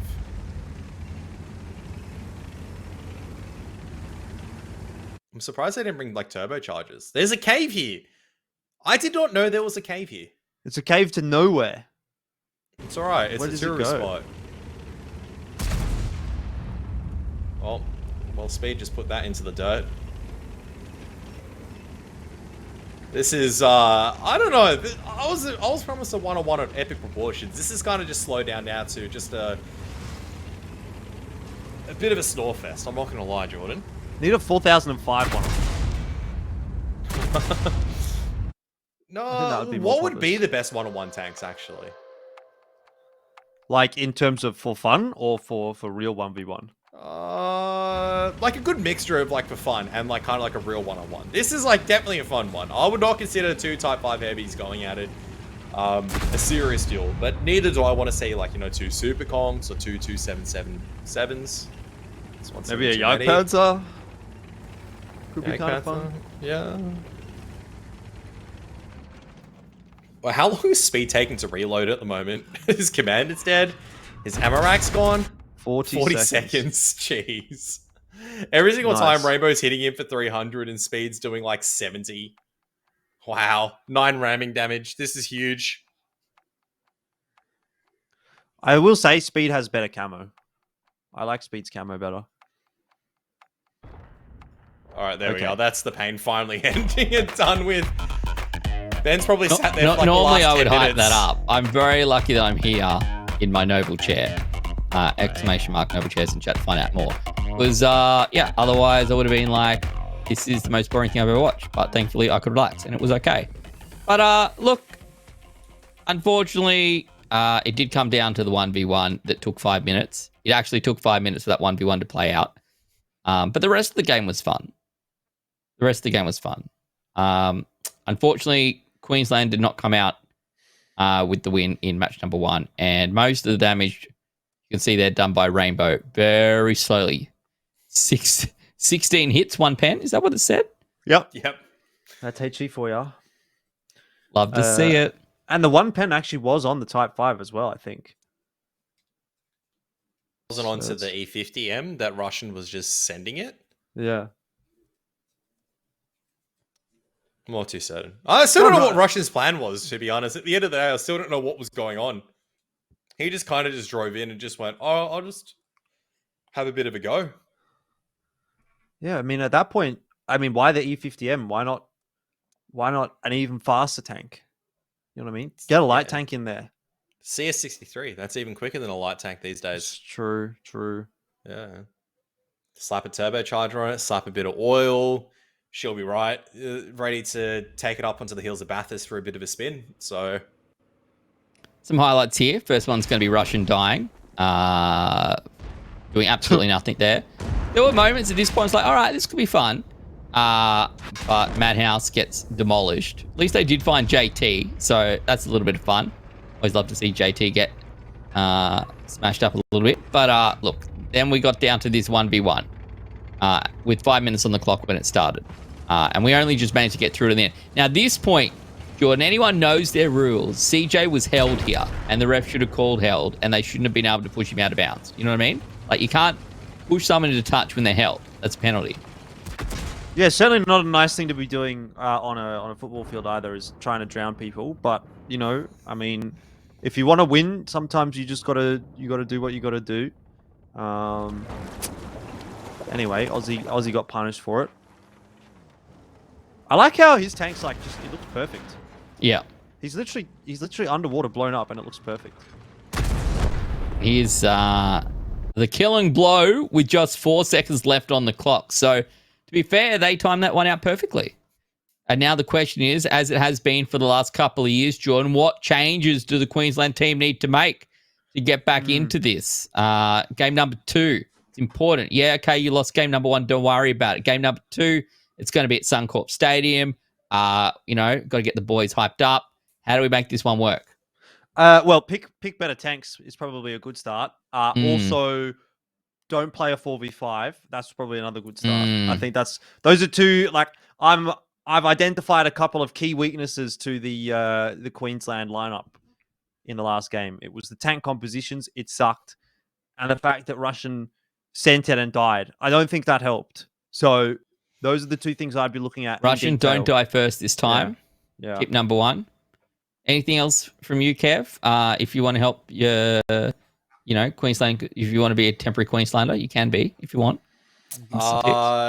Just bring back Billy Slater, bring back the entire Cameron Smith. Bring back all those Alfie boys. Langer. Oi, they did bring back Alfie Langer that one time, like 2 years after he'd retired, and they're like, oh, can you come back? You know, he stays fit, right? He's out there normally on the field. But yeah.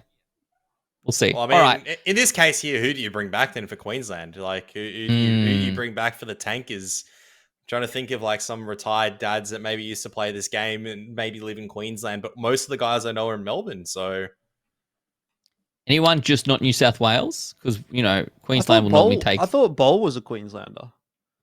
yeah, but he's technically playing for lives in Melbourne Brisbane. Matildas at the moment. Yeah. I'm trying to think what else. I mean... Oh, that's the problem. All the good Queensland players. There's so many Queensland players in the finals teams, guys. That's the problem. That's the problem. That's the problem. Yeah, it's like having too many teams in the Kangaroos, too many players in the Kangaroos, and then having no one left to play for your actual club side that week. That's what's happened here, clearly. Let's get back into the game. The Cockroaches versus the Cane Toads. Disgustingly, the Cockroaches Oh my are 1-0 up. Here we go, boys. This is it. This is what I love to see. Coming out with the goods. Okay, bad chats. FG4005 life. Bad Chats versus 4005. So what you're going to have to hope to see here for the 4005s is that they can literally blow up 2 of these Bad Chats straight away. Maybe 3 if they get lucky. I don't know. I think he probably back the Bad Chats, right, Kev? Yeah, I mean, it depends on the conversion. If the FE's just completely missed, then that's it. But JT's just driven into 5 of them, and he's going, I'm backing up over here, JT. He just gets absolutely slapped. That's He 2 just shots got fired. Forked. It's 2 shots fired, but there's still 3 more. That's the whole thing over here. You need to get the other FEs ready. All guns in transition, and all of a sudden, it's not looking good for the Bat Chats, but a couple of missed Madhouse shots. missed. Yeah. Madhouse missed. Madhouse fired and missed. Not so the that's first not good time, news. not the last time. But at least Ironguard and CJ will be off the reload in a second, so that's the thing, isn't it? It's like if you allow the time for the 4005s to reload, as long as they don't shoot the ground, they're going to punish you. I mean, they got off to a good enough start here, I think, the Queenslanders, but I do feel as though they're starting to bleed a little bit too much now. What do? Do you actually... Oh, you know what a cockroach would do right now, Jordan? They go cap. Scurry away. They scurry away. They scurry away to survival and they go cap. And the FE has no choice but to then cross into an open field. This is pretty dirty. I'm not going to lie. This is a dirty strategy being used by the cockroaches. This is like getting your elbow into the ruck and the ref doesn't find out. This is disgusting. But hey, if it wins you a match, it wins you the series, right? So... I don't think they can get there in time for a reset. No, can they can't. That's the They're whole not going to thing. spot them. They're not going to spot them. Okay, Oh, so they got it's- off the cap. I think that's what we all want to see. We don't want to see a cap in this one, do we? We want to see big booms, and we almost get that. Aussie lucky to survive. I think a shot whizzed over the top of his head as well. Should get blown up here. Don't miss that one, There we Speed. are. Let's see, he's not missing that one. Apparently, Xanon's running the 90mm, just as a heads up. Oh, he is.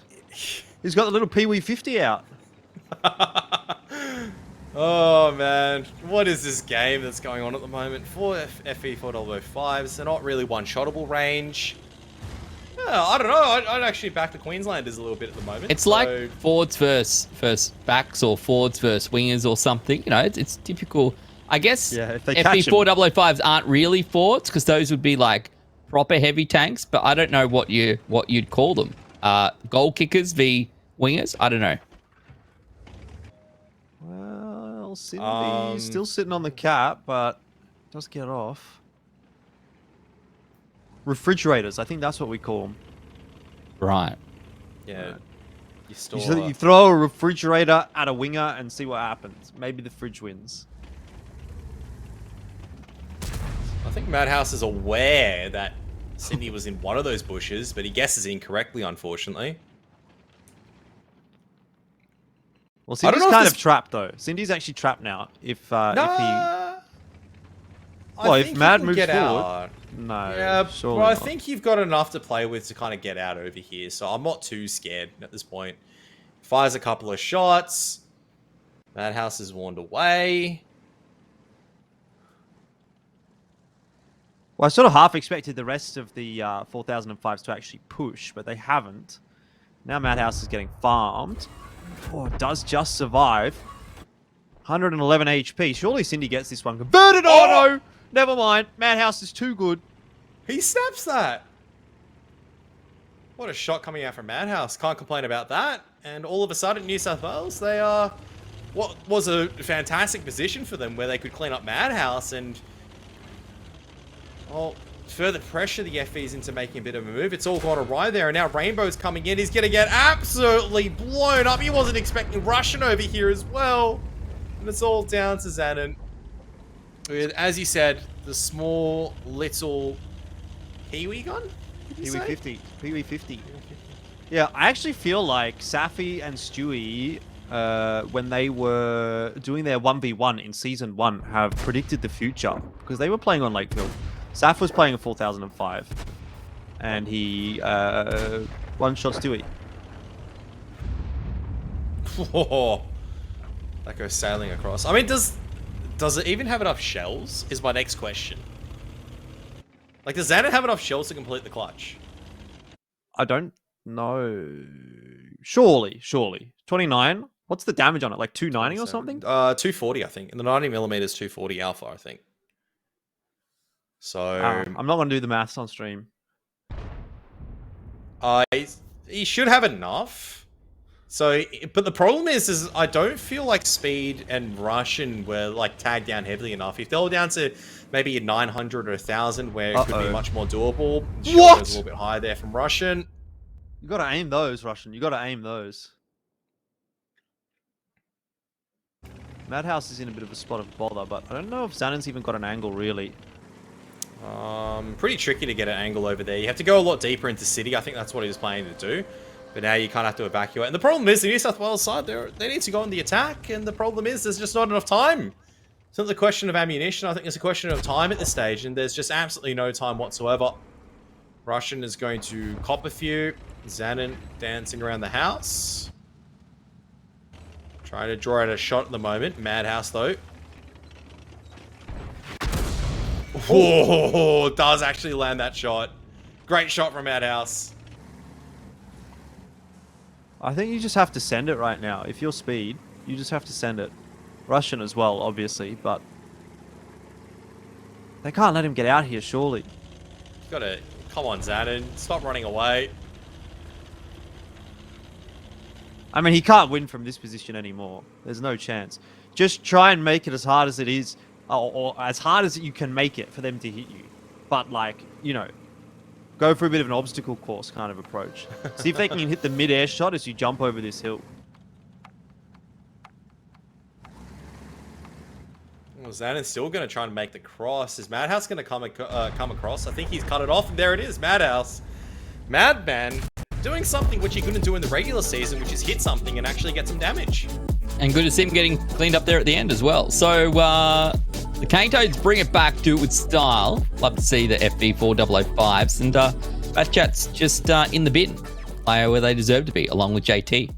Not the cool JT, not Jonathan Thurston, who we all love, but JT from the Scorpions, who does have 3 months supply of KFC, thanks to Safi, if he actually follows through.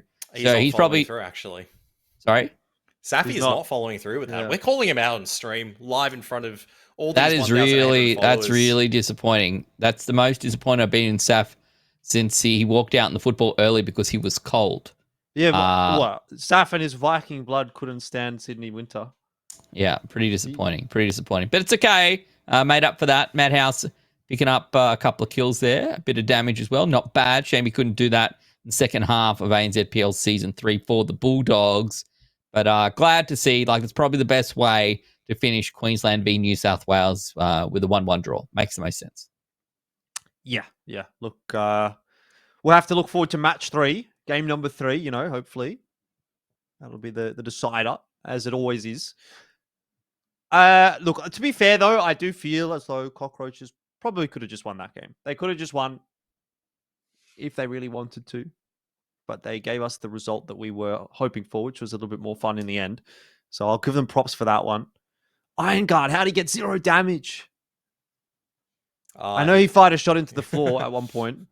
I think he missed JT at the beginning, and then obviously afterwards... 4 shots fired? He fired 4 shots and he didn't even hit 1. Yeah. It's a bit unfortunate. Why'd they have to do him like that? I mean, look at Madhouse, though. How many shots did he fire? I want to know who killed Madhouse. That's the real question. Russian did. Oh, good. Love the team damage. Madhouse penned every single shot he fired, which is not a surprise against the Batchats, but he definitely got pretty lucky with some of these rolls. Of the ones he hit, yeah. So, took a while, but we got there. All right, that was fun. That's good. We're 2/3 of the way through our show matches now, gents. A little bit more, I suppose. There you go. 111 damage right there on Madhouse. I wish I could do that next to my... I can't even do that anymore in game if I see him on the red line and he's on my team because no team damage. A little bit sad. All right.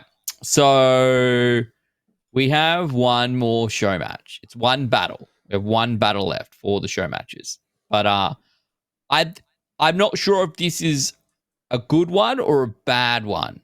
This is a bad one. Are you sure? Kev, what do you think? Is this a good one or a bad one? What's coming up? For the final show match? Yeah. I don't like it, but that's just personally me. I think it'll be exciting, though. It's something a bit different. I'd like to see what the approach people are going to be doing with it. Not necessarily good or bad, just different. And it's always good. I like seeing something a bit different. Different is fun sometimes. Just like watching the Cockroaches get demolished. Almost one shot apiece. Yeah, but it did take us a while. I was wondering, I was like, is Zanin going to like 1v3? Madhouse was pretty low. He'd already picked off one tank pretty easy. Oof. That was actually pretty close to finding Madhouse there. It was obviously on that one shot. Yeah. That could have turned the whole battle around. Yeah, that would have definitely. Like an intercept pass. One end of the field to the other. I mean, but Madhouse was predicting that Cindy was going to peak out from there, and he gets lucky with the roll. It's kind of like you're making the correct prediction, you get a little bit lucky with the RNG, and that kind of turns everything around. If Madhouse goes down there, I think the story is completely different, where you have all these bat chats that have a lot of initiative to kind of roam around on a 3-on-3 or a 3-on-2. All of a sudden, it's not a factor anymore. So, also kind of there's a reason why you don't run the bat chat with a 90mm gun. If we're talking in all seriousness, there's no real advantage. All right, here we go. This is the one that everyone has been waiting for. Artie on Himmelsdorf. Losing my voice already. Artie on Himmelsdorf. Who thought this was going to be a good idea? Who thought this? Was this your idea, Kev? No. If I had a show match, it'd be Sandman up against Elfish Guy 1v1 in a Super Conqueror to see what would happen. Ooh, Oh, that that'd be would so be an boring. exciting battle. Can we at least play a bat chat? I don't even have a bat chat. It's all That's they'll right, give us we can a- get a Mateo to sort you tournament out. account. I don't know if I've ever used. Actually, no. I think I did play a bat chat once on the press account, and I won. I think we won. It was pretty good. All right, Artie on Himmels. It's a BF1, only one battle. The clocks up against the ironing boards. This is obviously Team Sandman versus Team Kev. I'm not sure why JT's on Team Kev when Kev stopped picking the Scorpions like 6 weeks ago, but that's how we got here. I don't know. Who's the best Artie player, Jordan? Who do you think? Do you have an idea? Where's Artie Noob when you need him? Everyone knows who the best Artie player is on here. Everyone in chat knows. Is it Buff Hamster? It's Buff Hamster. Is it Buff Hamster? It's Buff Hamster. Or is there like a closet Artie player here somewhere? That's my question, you know? I reckon JT would probably be that like Artie player. Someone's got He'd like an Artie Smurf and they don't show anyone the name of that account, but they play no. Artie on it. No. I do remember there's this clip. I think Phantom played Artie when he in the NA server, because I don't know if you've seen the clip of JT just getting one shot by Artie. This is like 5 or 6 years ago when it can happen. And Phantom one shot JT. I have not, I don't think, seen that. So maybe Phantom's like kind of like that secret Artie player where he just plays it in secret. All right. So what you're saying is Team Clocks. Okay, the Clocks, the big Clocks, the best team here has the best Artie player in Buff Hamster. And The thing is, though, I don't think it matters. If you're playing Artie on Himmelsdorf and your entire team is Artie, you're not playing Artie how you would traditionally play it. I almost feel like the best strat here is to try and go shotgun Artie. Like I would just like drive over the hill and try and Yeah. get into their spawn and what's see what the happens. fastest tier 10 Artie? You know, you pick that. I reckon that's the strat. Kev? Is it the? I don't see. This is the problem. I don't even know the name of the because Arties. because it either be the Batchat 150. Like you probably actually go with the Batchat 155 because it's got a clip. It's got. Yeah, It doesn't really maybe. matter at this stage. You load AP, so it's like if you miss, it's like oh well, I'll just go for another go. You definitely load more AP here, considering you're going against Artie. You wouldn't go for HE at this stage. Otherwise, like maybe the Object 261, you wouldn't go with the Conch GC because it's too slow. You wouldn't go with the Yeah. T92. You wouldn't go with the GW. They're all too slow. So there's only really two that you can go with at the end So of the day. maybe what you do is you have your 261 as your scout, because that's a pretty quick tank if I remember correctly, and then you got like one or two 261s and three Batchat 155s. I reckon that's the strat. All right, it's our last show match, Artie v Artie, one battle here on Himmelsdorf, and we're going for it, Jordan. We're driving straight through, as we love to see. Look at all those squares up near the scoreboard. We've just got one of each, I guess, so that seems fair enough as well. But to me, you know, the Object 261, it literally just looks like a tank destroyer, doesn't it? Like this could so easily just be a Russian tank destroyer. Oh! That was so close. Well done from JT. Yeah. Needs to be cautious though. Obviously, he spotted out two tanks, which is really, really good. You can see the rest of the team actually around the church looking to try to maybe get a cheeky shot in. Now, Rainbow peeking over the ridge line. Don't think has a trajectory. Can't believe we're calculating trajectories and all this whatnot. Trax is getting a couple of shots being cracked at him. So it looks like the ironing board's actually going the scout approach. They're using these tanks as a scouting method. And oh my goodness, Monkey is going to peek across the corner, but Trax misses the AP shell. Monkey's not going to fire just yet. Are you Monkey? sure? I thought Monkey fired. Oh, no, he didn't. Okay, there it is. Well, he gets rammed. Rainbow survives on 5 HP. So you got two one-shot tanks on the clocks. Or what if Trax gets into this this little dip. You know how you can like wiggle your tank and look down? Oh, he's not going to do it. That's beta. I would have done it. He could have actually hit someone. It's a great arty migration at the moment through the mid courtyard, and that's actually not a bad idea. But JT, a little bit more damage, doesn't really manage to pen that shot. And I say it's a good idea to cross open the open courtyard because it's pretty hard to land a few shots. You can see even with the GW having the better arc, it doesn't really work out. Probably want the Conk GC speed, misses that shot. Can't believe I'm seeing this side-scraping artillery, Jordan. Oh, dearie me. Well, Speed's going to wait for his reload, so is Phantom. Oh, Captain Cows gets deleted by Trax. Yeah. That must have been a one-shot. No, I think it's a batch. I had the 2 shots there. Oh, did he get the 2 shots in? I didn't see him. No, so He got Phantom around needs behind to... I was going to say, Phantom needs to land that shot. Speed gets punished from the hill. This is looking pretty good for the Clocks. I mean, it is, definitely, but it can swing very quickly. If Shanky Pants or Rainbow go down, Rainbow's probably going to survive pretty comfortably up there. Speed can't survive against Shanky Pants, which is bad news. And now with the fact that Iron Guard is coming through here, unless Phantom gets a 2 for 1 shot, which he's not going to, he's probably in the bin. And he is. Yep. I reckon that would have penned either way. So JT's all by himself at the moment. I think he was waiting for Trax to appear, but he was not expecting Trax to be ramming into him like that. And there you have it. The Clocks will be able to take the victory. The ironing board's going to be filed away into the cabinet for another day. And the Sandman's going to come out Captain Superior. Congrats to the Clocks. We knew that they would come out on top. Kev, look, I know it's all fun and games. We call your team Ironing Board, but it really makes no sense because you've never used an iron or an ironing board in your life, no matter how many times I asked you to iron your shirt back in the day before it was time to cast. So, no surprise. Don't know how to use an ironing board. Ironing boards didn't win, as expected. Can't complain with that logic. Makes sense to me. And not much damage because not much damage to do. What did we get the old tank destroyer method here, John? I feel like we kind of did, and obviously the benefit of playing Artie is that if you are on 5 HP, you can just stop and park your Artie and keep playing. Yeah, exactly. I mean, I think this one is a little bit of like a cat and mouse game. It's like, do you want to be the first one to go around the corner because you could get one shot, or do you want to be the first one to fire because you could potentially one-shot them, but if you don't, then they get all the time in the world to sort of line up a free shot, blah, blah, blah, blah. What I got to say is I think Speed and Captain Cows, like, you guys got to step it up, You can't be doing 0 damage here, boys. This is serious business, You need to be getting some damage out. Those 2 guys, if they get one shot in, that makes a big difference because there was 2 tanks that were 1 HP.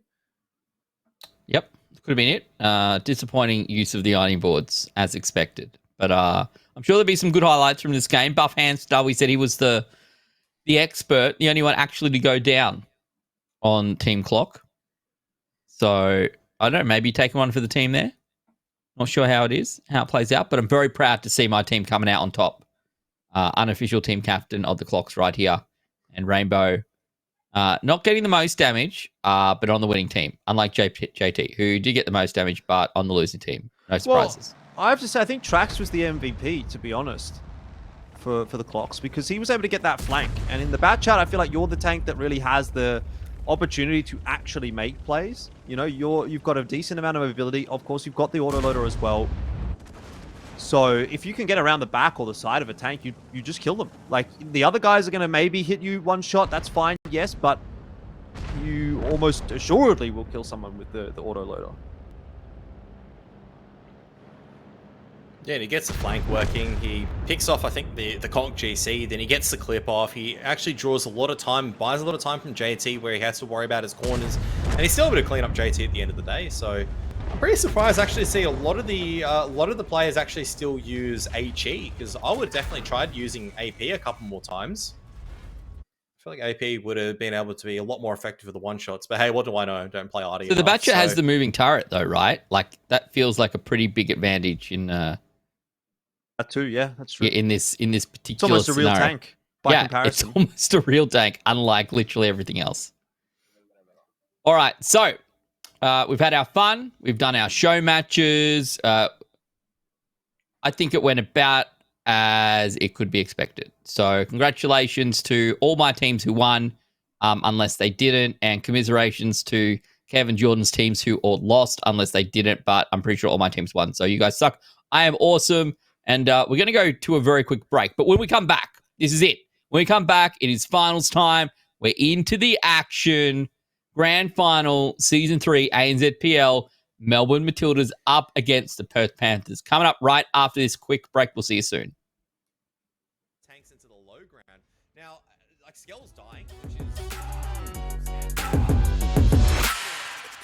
missed a lot of the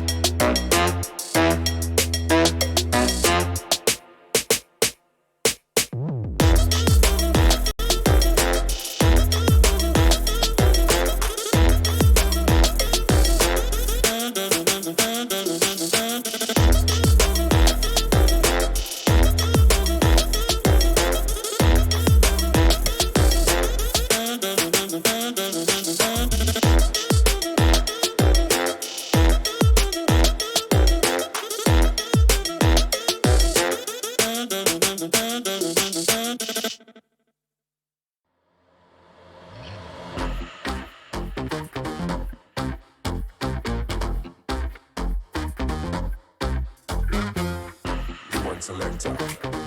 Rewind selector. Rewind selector. Rewind selector. Rewind selector. Rewind selector.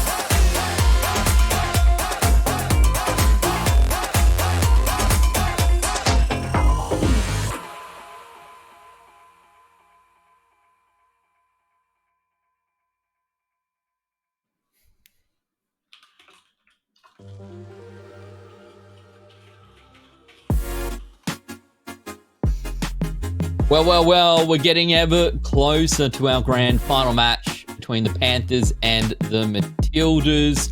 I still can't believe we're here, Jordan. I can't believe that these are the teams we got that have managed to grind their way through this season, taken down the top 2 seeds, done it in style, and we're preparing for a 3v4 grand final in like 15 minutes. Yeah, I mean, it's a very, very unexpected grand final. I think that's the first time that we've been able to say that in the history of ANZPL. You know, season 1, I guess we weren't too sure what we were going to get in season 1 just because it was the first season. But, you know, the grand finalists that we got didn't seem to be too surprising based on how the whole season went. I guess Bulldogs missing out on the grand final in season 1 was a bit of a how you go on one. But overall, you know, at least we got 2 solid grand finalists that we were quite happy with. Season 2, you know, I mean, Bulldogs Sentinels, I don't think anyone would have made an argument against either of those teams in the grand final. And here in season 3, I mean, this to me feels like the first time we've got those 2 underdog victories and those 2 teams through to the grand final that we didn't necessarily expect would make it here. Yeah, it's unexpected for me, but it shows really great growth across the scene. I think it proves, Kev, how this format has worked and how the teams have come together. And I love seeing how teams grow across 7 weeks of regular season, and where do they peak, and you know, are they a better team at week 7? What do they look like in the semis? And tonight we're going to see what does this Panthers lineup look like in the finals? Yeah, when the pressure and everything gets to them, because arguably their run so far has been relatively pressure free. And I say that when you come in as the underdog, when you come into a match that no one expects you to win, you have no expectations. They raced away at the gates to a 3-0 start against the Sentinels. It still took them a little bit longer for it to close out. Now, this is a question of, was that the case of mentally they had nothing going in their heads in terms of like pressure and whatnot, and now maybe it's starting to hit them where they're going, hang on a second, we're actually in the grand finals. And is this the part where it hits them? Whereas this is the pressure, bro. This is it. Because, yeah, it's a big difference. Already they've come a long way, right? And we're talking about winners tonight, 10,000 AUD for first, 5,000 for second, so double between the 2. And I think it's easy to go, you know, you just scrape your way into the semis, and then maybe you don't expect to win your semi, you try something crazy, you win. But now, like, you've done it, like your top 2, the pressure's on. So I'm super keen to see who's going to come out on top tonight. I'm super keen to see how they deal with the pressure. I want to know who is going to be our winner, but we don't have to wait much longer, that's for sure.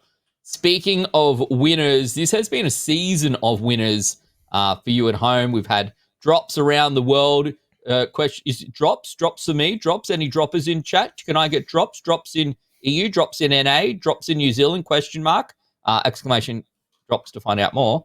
But yes, it's been a great season. We've given out drops all season long.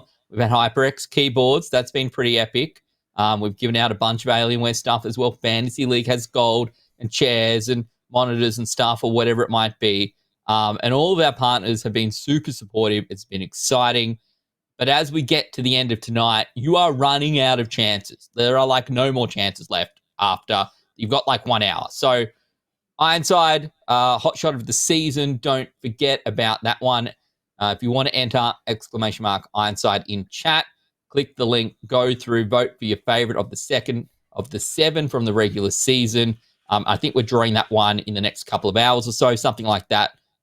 Pick one out of the 7, maybe a win, a year's supply of coffee. That's pretty cool. There's a Noble Chairs giveaway on social media. Go to the Water Tanks ANZ Twitter account. Click the link. It got put up there earlier in the week. I think that's got 3 hours left. You can win an awesome Noble Chair like us, or like the winners tonight of ANZPL Season 3 are going to win. I had a look. There's a good chance. I reckon get in there now and have a look and see if you can pick that one up. If you want to find out more about Noble Chairs in general, exclamation mark Noble Chairs in chat, exclamation mark Ironside in chat to enter the Ironside competition. You are running out of time. We want you to get in there. We want you to have every chance to win. For those of you who are lucky enough to be at Fortress Melbourne, firstly, congrats, because we're not there, but you are. So that is pretty cool. We can see, look at that, in the Alienware Arena. We were just there, like, in May. We only just managed to scrape through. That was pretty awesome. So I hope you're all enjoying yourselves. I heard guys, you can hear us in the toilets at Fortress as well. So if you're in the toilet and you can hear us right now, hope things are going well for you. And once you're done, get back out into the Alienware Arena because the grand final's about to start. You don't want to miss it. Now, within the Alienware Arena at Fortress Melbourne, there's a bunch of laminated cards around the place. If you find one of those laminated cards, I think we're giving away 10 World of Tanks goodie boxes. There's like a Type 59, which is a Tier 8 Chinese premium medium tank. There's a couple of Type 62s. Giving out all sorts of stuff. So look for those laminated cards inside the Alienware Arena. I don't think it's any laminated card. Like, don't get one that says fire exit or anything like that, or do not enter. Definitely looking for ones that have stuff to do with World of Tanks. That would be my recommendation. So if you're in there now, have a look around. Maybe they're under the chairs. I don't know, behind monitors. I've got no idea. I didn't put them out, but take a look. Also, you're lucky if you're there because we're not. You're lucky because lots of cool stuff going on. But also, I think everyone who got to go and sign up for the viewing party had a chance at winning a Noble chair. And we've drawn the competition. There are 3 Noble chairs, Epic TX gaming chairs that are going out to people who are there at Fortress Melbourne right now. The winners are, can I have a drum roll? I don't know if you can hear any drum rollers. Leo Stevenson, Stuart Prentice, and Jack Aaronfield. Leo, Stuart, and Jack, apparently you're going to get emailed about your prize later this week. I was going to say try and find Miggy if he's there yet. Hey, Miggy, are you there? And ask him for your chair. But no, that's not what you're supposed to do. You will get emailed this week. So thanks for coming down to Fortress, checking it out. I hope you're all enjoying yourselves. We're about to kick off the grand final very, very shortly. Take a look for the cards.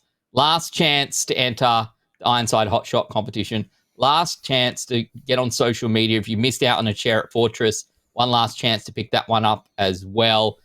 Those competitions all on the Wargaming ANZ or the World of Tanks ANZ social media accounts, Jets. So pretty exciting times. Lots of giveaways. And one more cool thing to talk about. You know, we lost Vondel this year. We gave him a send-off. And apparently we've sadly lost Saxon as well. So Saxon, this is a tribute to you. Not technically lost, but very not technically, but actually married. So let's take a look.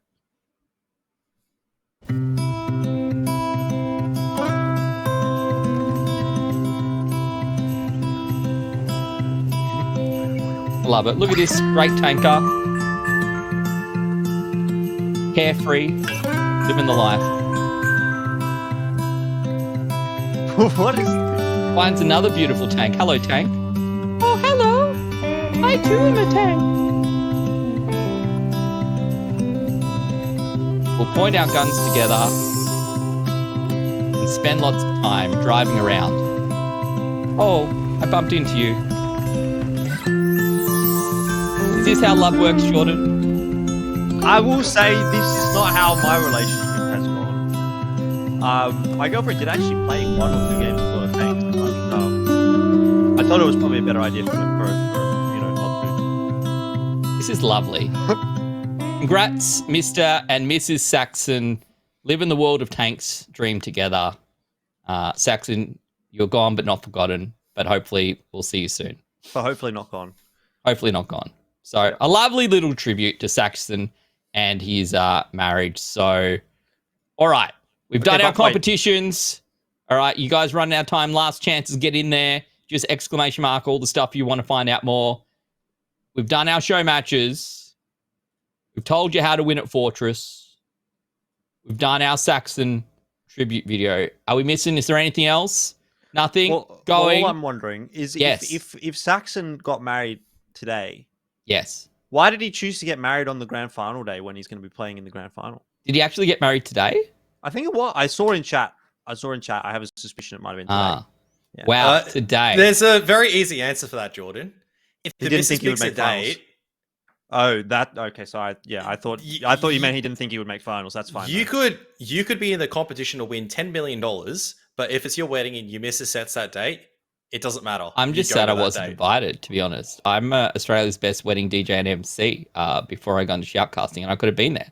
Nevertheless, we're here. All right, this is it. This is the time. Let's go. The Matildas v. the Panthers, our Season 3 Grand Final. Jordan, the Melbourne Matildas, it's been a pretty good season for them. They come through the regular season in 3rd seed. To be fair, not a bad spot to be considering who was above them, but today they find themselves in the Grand Final.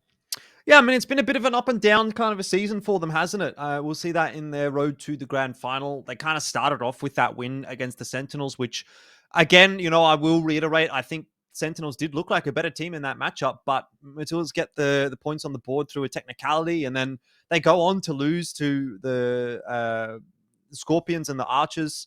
The Action X, I should say. But it kind of feels like, to me, maybe it wasn't so much down to the games that they won and lost, but just the fashion in which these games played out. They were never like a dominant team. They were never a team that really ran over their opponents. They got a lot of close wins. They had a couple of close losses here and there as well. And to me, it kind of felt like Matildas was never a team that was like really living up to their potential. We looked at the roster. We said they've got some really good players.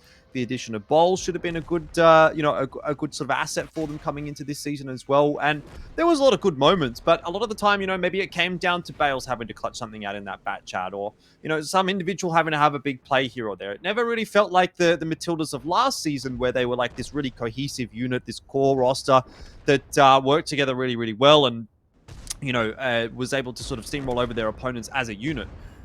That said, the further we got into the season, I feel like the more that kind of started to develop and the better they've gotten as a roster, and they've really started to kind of find their feet a little bit after a rougher start to the season. And then you started to see them get some pretty big scalps as well, which was fantastic news. Obviously, they've managed to make their way through to the finals here as well. So, there's no questions that they deserve to be here. But I'm just wondering, are they going to be enough today to deal with the Panthers? Well, they beat them during the regular season. The Perth Panthers, Kev, they started off slow. We're like, this is one of the bottom 2 teams in the ladder. They've only beaten the Conquerors. What could they possibly do? And then their run through the regular season through to the Grand Final got better and better and better. Funnily enough, they're really, one of the reasons they are here is because they played the Matildas and were able to come through, even though they did find that loss during the regular season. It was an overtime loss. That point was enough. And then the 4-2, the Sentinels, the back-to-back champs in the semifinals, that puts them in a pretty good spot tonight.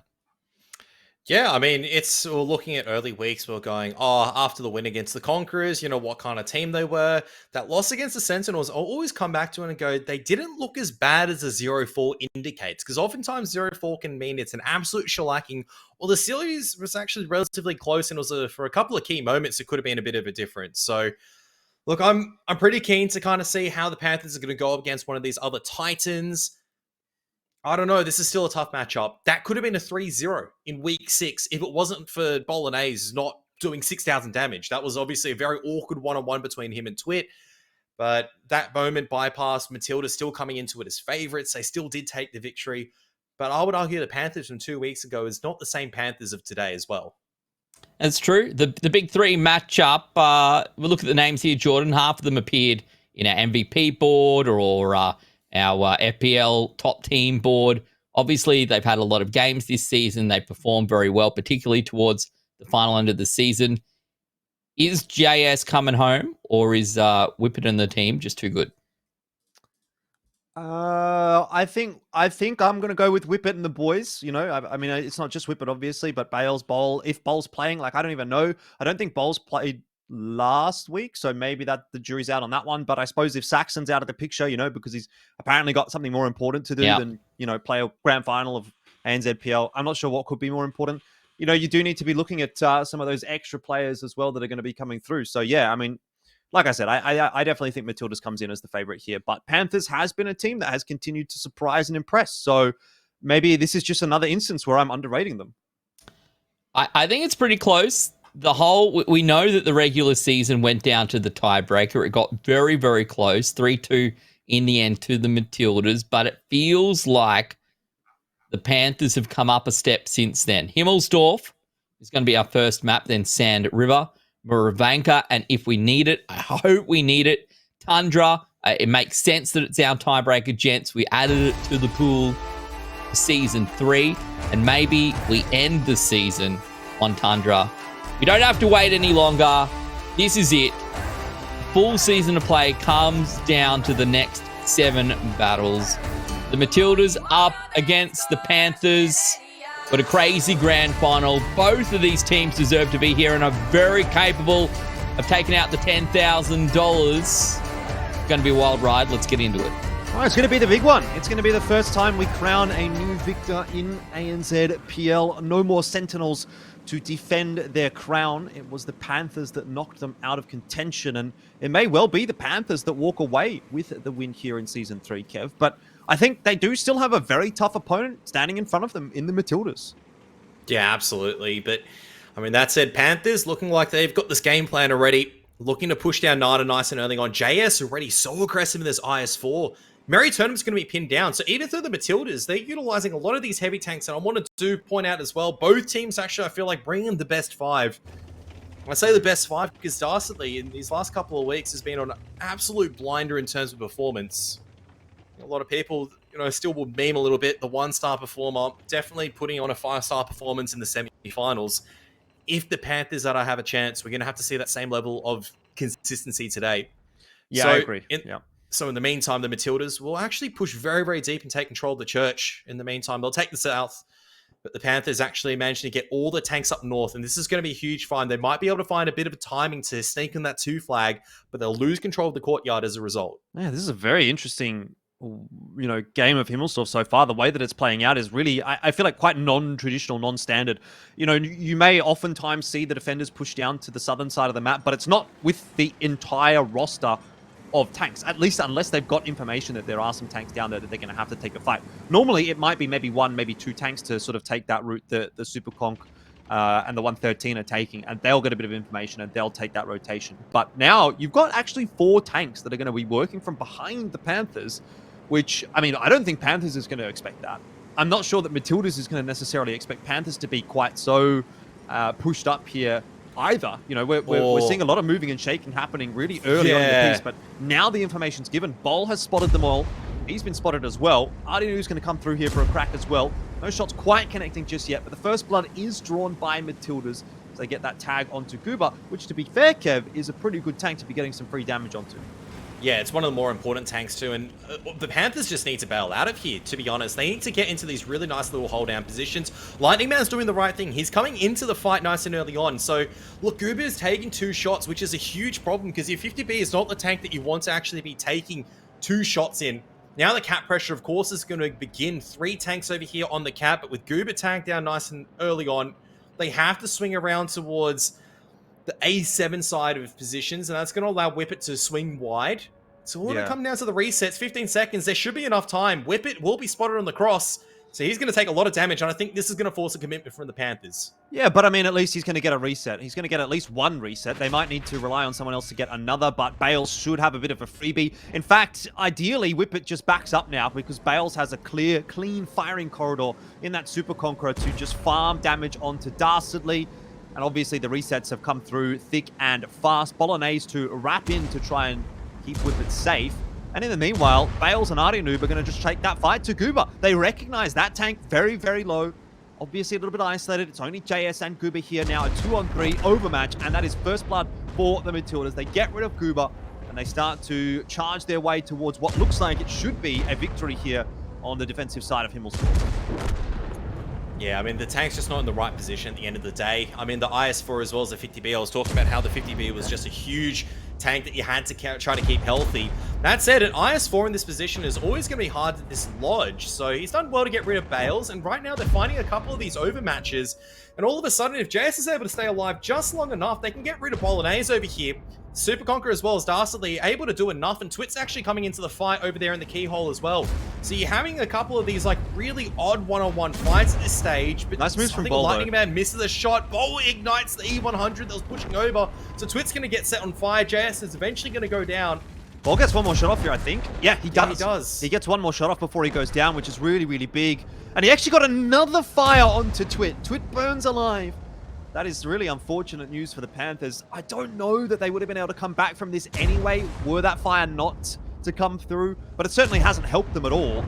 Whippet on the crossfire angle is a pretty big deal here, and, he's kind of locking it down. Mary Turnip has so much HP to play with. This should be the Matildas to walk it in pretty cleanly from here. Yeah, I mean, it has to be a freak of nature shot that comes in from one of these players that would be able to turn the tide, but it's not going to be in this case. Mary Turnip, he's going to take his time just to clean targets up. They've got enough HP to spare. The Matildas, great little find on the transition. You can see what the plan was as well. I'll go into that more afterwards.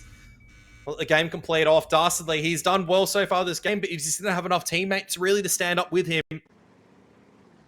He probably gets one more shot out here before he does go down, but inevitably he'll be collapsed upon. The power of numbers a little bit too good here for the Matildas. And, end of the day, Kev, it's a reasonably clean win for the Matildas. But there were certainly moments there where you saw the Panthers really decisively acting on the information that they had, making the pushes that they needed to give themselves the best possible opportunity. And had one or two things gone their way, for example, maybe they're a little bit quicker up onto the flag, the 50B is not the one to take the early shots, there's not two fires coming through from Bolognese onto Twit, I could see Panthers walking away with a win there, to be honest, Ben. But obviously Matildas gets the win, and so, they deserve it, but still reasonably close. It did kind of feel, there were moments that you saw, like, they pull 3 tanks onto the cap, and there's a point that you go, okay, we've seen this work before. You've seen this work before. And Dastardly, anyone got Dastardly in Fantasy League tonight, by the way? I don't think I do, but looking pretty good there. Making some work, doing the work in the E100. I don't know, Kev, tell me where I'm wrong. It just didn't feel like the Panthers had enough map control to make work what they did. They didn't, the angles that they needed to cover, they couldn't cover, and they were vulnerable from all sides. Yeah, for sure. Because when you're making that play, you got caught off timing by the Matildas firstly. So Matildas decide to sweep through, and you can kind of see what the game plan is. You take the south part of the map. Eventually they have to go for a cap. If you find them near the south because they're going for the rail yard, okay, excellent. You can have a really good brawl there. If you need to retake Nana and the courtyard as a result to get the resets, well, you've got the majority of your tanks there, so you don't have to worry about hill because you're underneath hill. You've got the tanks and the speed to be able to get over there. So they spot all these tanks out. Where it goes wrong for the Panthers afterwards, they place the 3 tanks on cap, the pressure is applied, but they don't commit together. They split up. You can see what happens as soon as that 113 and Whippet attracts their attention, they decide to go after him. They don't come back towards the cap. They're a little bit scared of the crossfire. What they should have done instead is committed together into the mid position, try to reinforce the IS-4, try to reinforce, where one of these tanks are, allow them to go. You can see here, there's 2 tanks chasing a 113, which is never going to happen. They're not able to get shots in these 277s, these E100s that push into the keyhole. That could have been a deciding factor. And it's made even more terrible by the fact that you have to look at Dastardly. Yes, he puts up 6,000 damage. That is the first time in ANZ I feel like that someone's put up 6,000 damage. Yet, where's from the rest of his team? The rest of the team's not in the position. Lightning Man, he commits erroneously towards a position he shouldn't have. And I think Twit as well was the one that went with him.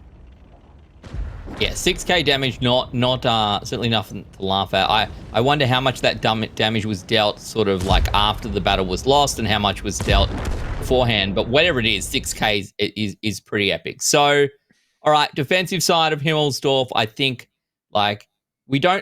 it's not a guaranteed win, but I think it's not that bad, okay? We're going to flip this around. The Matildas, I think they played attacking side of Himmelsdorf 3 times so far, and they're yet to get a win on the attacking side. So if I'm Panthers right now, you just sort of shake it off. You go, don't worry about it. Just need to maintain the status quo, get through this one, and then we head to Sand River. Now, and Sand River, I think, is going to be a really interesting one because we know 2 weeks ago the Panthers kind of pulled out all the stops on Sand River and came out on top, whilst it's actually the Matildas' pick this time around. So going back into Himmelsdorf here, any concerns for you so far? Obviously, we liked what we saw from the Panthers to a degree. They just didn't have enough to pull it off. I mean, I think for me, the only concern is the fact that this is the map choice of the Panthers. So going one apiece, even if they do win on the defense here, is still probably not the result that you're looking for. You always want to be looking for, you want to be looking for a 2-0 on any map, yes.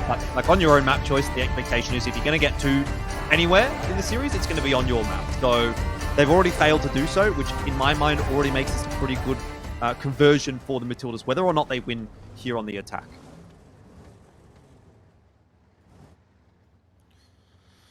Well, a bit of a different look this time around from the Matildas. VZ55 in play, Batchat as well going onto the hill. So the 277 Lightning Man needs to be a bit cautious over here. I've seen a lot of tanks being lost in that either at D4 or the D6 corridors or the keyholes that you can have. Because the problem is when you do sit there, it does actually leave you exposed to a couple of hill shots.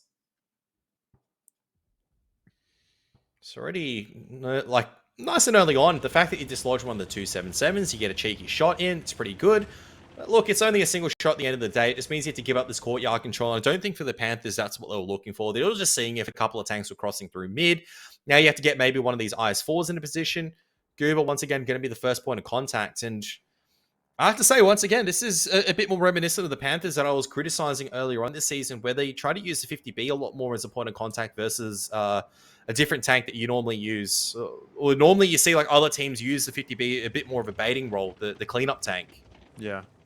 The Panthers obviously use it in a different capacity.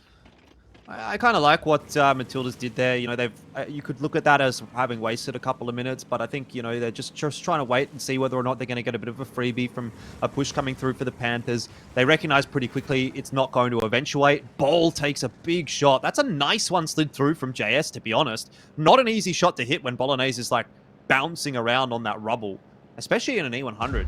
So credit there for JS being able to convert that. And I was going to say, you know, it's not a bad start for Matildas, right? Bales got himself a free shot through onto Lightning Man, and he was able to get a reload off, really uncontested up on the high ground as well, knowing the composition that the Panthers have is unlikely to lead toward a hill contest. But in the end, you know, nice damage traded back there by JS onto Bol. And Panthers, you know, in terms of the trade so far, having the benefit. Good 500 damage shot coming through versus the 400 there from Bales. Doesn't make a huge difference, but it's nice to just sort of equalize that little bit of damage out and force Matildas onto the back foot once again. Matildas on the move, though. They do make their way down the banana. And so they're starting to get a bit of map control established, but I think Panthers have a pretty good idea of what's happening here, as they've got good coverage in terms of the information down the 1-2 line, down the train tracks, and there's really nowhere else for Matildas to go apart from toward that 2 flag. So sort of seems like Panthers are kind of corralling them into that area of the map. Yeah, which is, I mean, I think this is the whole purpose of this default and why we see teams run it so much. You've got these tanks in the railway yard. Your fast tanks as well, your IS-4 and a 50B, not your E100s. Because your E100s, they're always going to struggle to rotate. So you get a couple of mobile tanks just watching the railway yard that can fall away just in case you do need it. But if the 2 cap pressure does begin, well, you can all rotate your tanks in unison and really take some map control off your opponents and really go to town from there. So looks like the push does come forward. E100 from Darsley may spot out this 277 on Mary Turnip if he's not careful. It does look like, though, the 277 is just going to play relatively hold down for now. The Batchat on Bales on a bit of a tightrope. If he gets caught out, he's a dead man. He can't really take these one-on-ones against a lot of these tanks. Now, Darsley does spot out the 277 that's trying to side scrape away. And now they know that it is going to be this 2-flag pressure. Yeah, I mean, you got Bales down near the courtyard as well, so he's going to definitely be a factor. He's going to wait for this fight to really eventuate, and then he is going to collapse around behind the back, maybe try to find the 50B when the 50B's on reload. I think that's probably the ideal scenario for the Matildas, but just for now, chilling, watching the cross, and that's definitely not a bad choice to make either, because Panthers inevitably are going to have to cross, and in theory, Bales will get 2, maybe 3 shots for free when they do. Already puts Matildas into a pretty beneficial position in terms of the brawl if he's able to put all 3 of those shots into the same tank. Yeah, and you'd surely expect Matildas to start accelerating the cap pressure pretty soon as well. Start placing the second one around and get Whip into a good position. So you can see now the double E100's in play right now. 25 seconds for them to get the reset. You're going to be correct. There's going to be at least 2 shots that's going to come forward, if not 3 from Bales. They should be able to get the reset over here. As soon as it's spotted out, though, what the VZ and the 277 need to do is just to drive out. So, okay, there it is. One's going to drive off the cap. Bales is not going to be able to actually get any shots in because he's moved. And now the brawl's going to begin, and it's not going to be looking too good. It's going to be, well, the numbers in the favor so far for the Panthers. Well, so far, yes, but we're still waiting to see what Bales is going to do. He's going to, I must think, forego the shots onto the IS-4, but maybe he's just going to try and take those into the back of JS. Bolognese has already done a great job of getting rid of Goober. That's one of the primary firepower tanks out of the picture for the Panthers, and already back to the 4-on-4. Bales has got himself one more shot left before the reload, but inevitably, numbers advantage right here for the Matildas. Even though Bales is out of the fight in that bat chat, it's still a 3-on-3.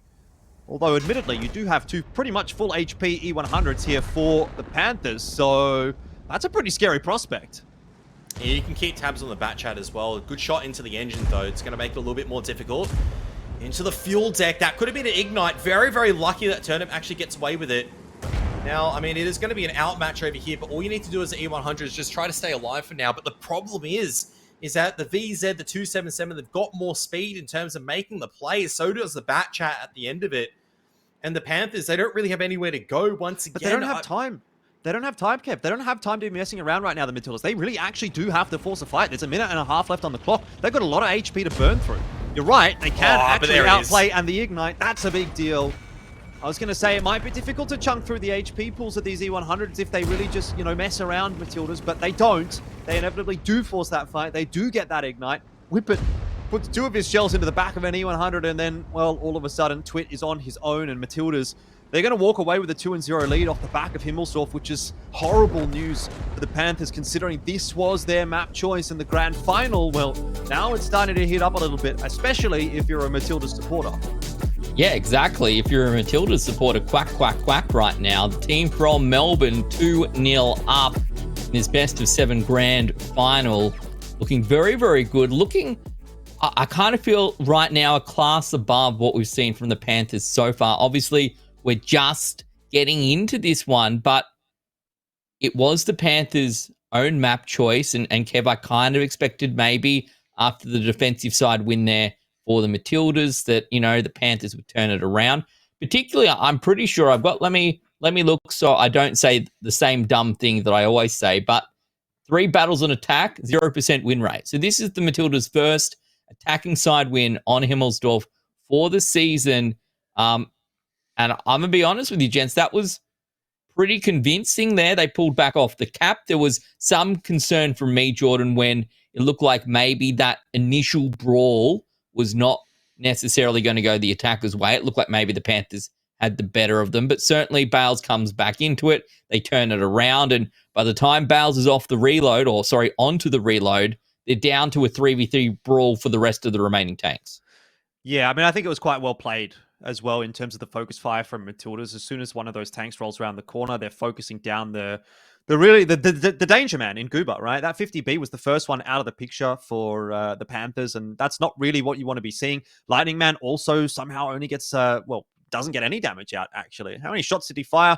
Only gets the 2 shots across, but that's not good, right? When you've got a 277 that's done 0 damage and a 50B that's only got 2 shots worth of damage out before getting destroyed and taken out of the fight immediately, you can just see, I mean, it's good focus fire coming through from Matildas. They get rid of targets that they really want to. They get rid of those guys that they know that they can sort of blow up pretty quickly before they are able to really get going. And Panthers doesn't really get the opportunity to really get involved in that brawl in a sense. The E100s, yeah, sure, they're able to sit in there and do some damage. And they are tanks that can get some good DPM down, but it just seemed like Matildas played a little bit better with their focus fire. They juggled their HP a little bit better, and they kept their premium tanks alive. They kept that bat chat alive all the way through to the end of the fight. And how many times have I said it this season? If you have a bat chat alive, full HP at the end of the game, you're probably going to win, and that's exactly the case, especially when it's Bales playing the bat chat.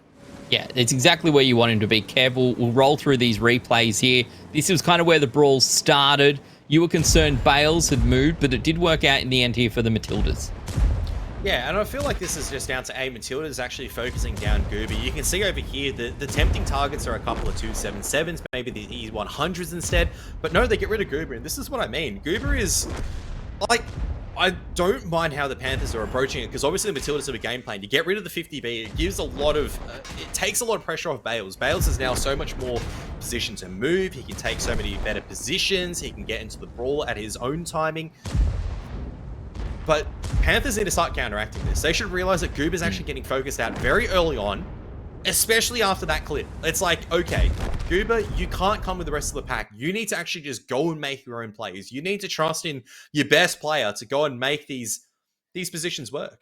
So otherwise, it's just going to be the same story time and time again, where it's going to be, all right, like you're just going to push in and you're just going to get absolutely blown up. So, and you lose the 50B. He gets 2 shots in. It's 2 battles now. He's done 800 damage. It's just not enough in the grand finals where you got Bales that's doing 3,000, 4,000 damage each game. Yeah, and it's kind of rough, and you can see it there when the 2 tanks that the Matildas win are the E100s, and they've soaked up all of the damage, and it takes a lot to take down 1 E100. To take down 2's quite a bit of work, but what you've got left is all the DPS tanks. So I don't know. It certainly didn't work out for the Panthers here. I don't want to say I'm starting to get worried, Jordan, but I am kind of starting to get worried here for the Panthers, because 2-0 down very quickly can become 4-0 down GG. The grand final is over, particularly because that was their map choice. However, Sand River 2 weeks ago in the semi-final, the Panthers played one heck of a match. Yeah, they did, but you've also got to take into account the fact that Matildas have actually never lost on Sand River, so they'll be feeling pretty comfortable going onto this map as well. I mean, I agree with you. I'm a little bit concerned. Like, would I go so far as to say this is a 4-0 territory?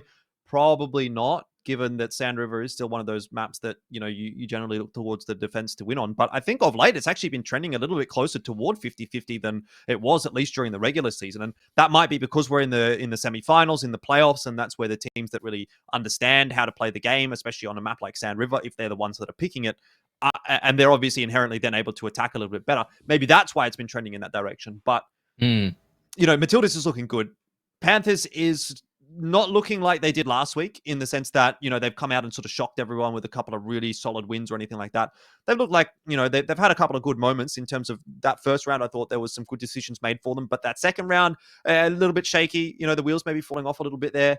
They're going to really need to bounce back here on Sand River. A 1-1, I would say, is probably enough to make me happy. At least they'll be still alive in the series to go on to another map. But I mean, at that point, you're just staring down the barrel of a Matilda's victory. I just really hope they don't get 2-0 here. 1-1's definitely at a minimum here, of course, for the Panthers. If the Matildas pick up 2, they'll take home the grand final, but we're a long way away from that one. We head through to Sand River. As you said, Jordan, Matildas undefeated on this map, though the Panthers have had some pretty good results here themselves, particularly towards the later half of the season. Yeah, let's see what they can do. Panthers on the defense. They're going to have to win here, I think, Kev. If they don't, well, look, we've seen that it is possible to win on the attack, but I would not be counting my chickens before they hatch in that respect. Double Kronwagen and an STP-1 on the defense. Got a lot of hull down potential, a lot of gun depression in those kinds of tanks, and that's obviously what you want on a map like this, where there's so many ridgelines to play. Batchat IS-7 to round it out. Interesting composition on the attack as well. The fact that you've got a Kronwagen Super Conk 5A as well.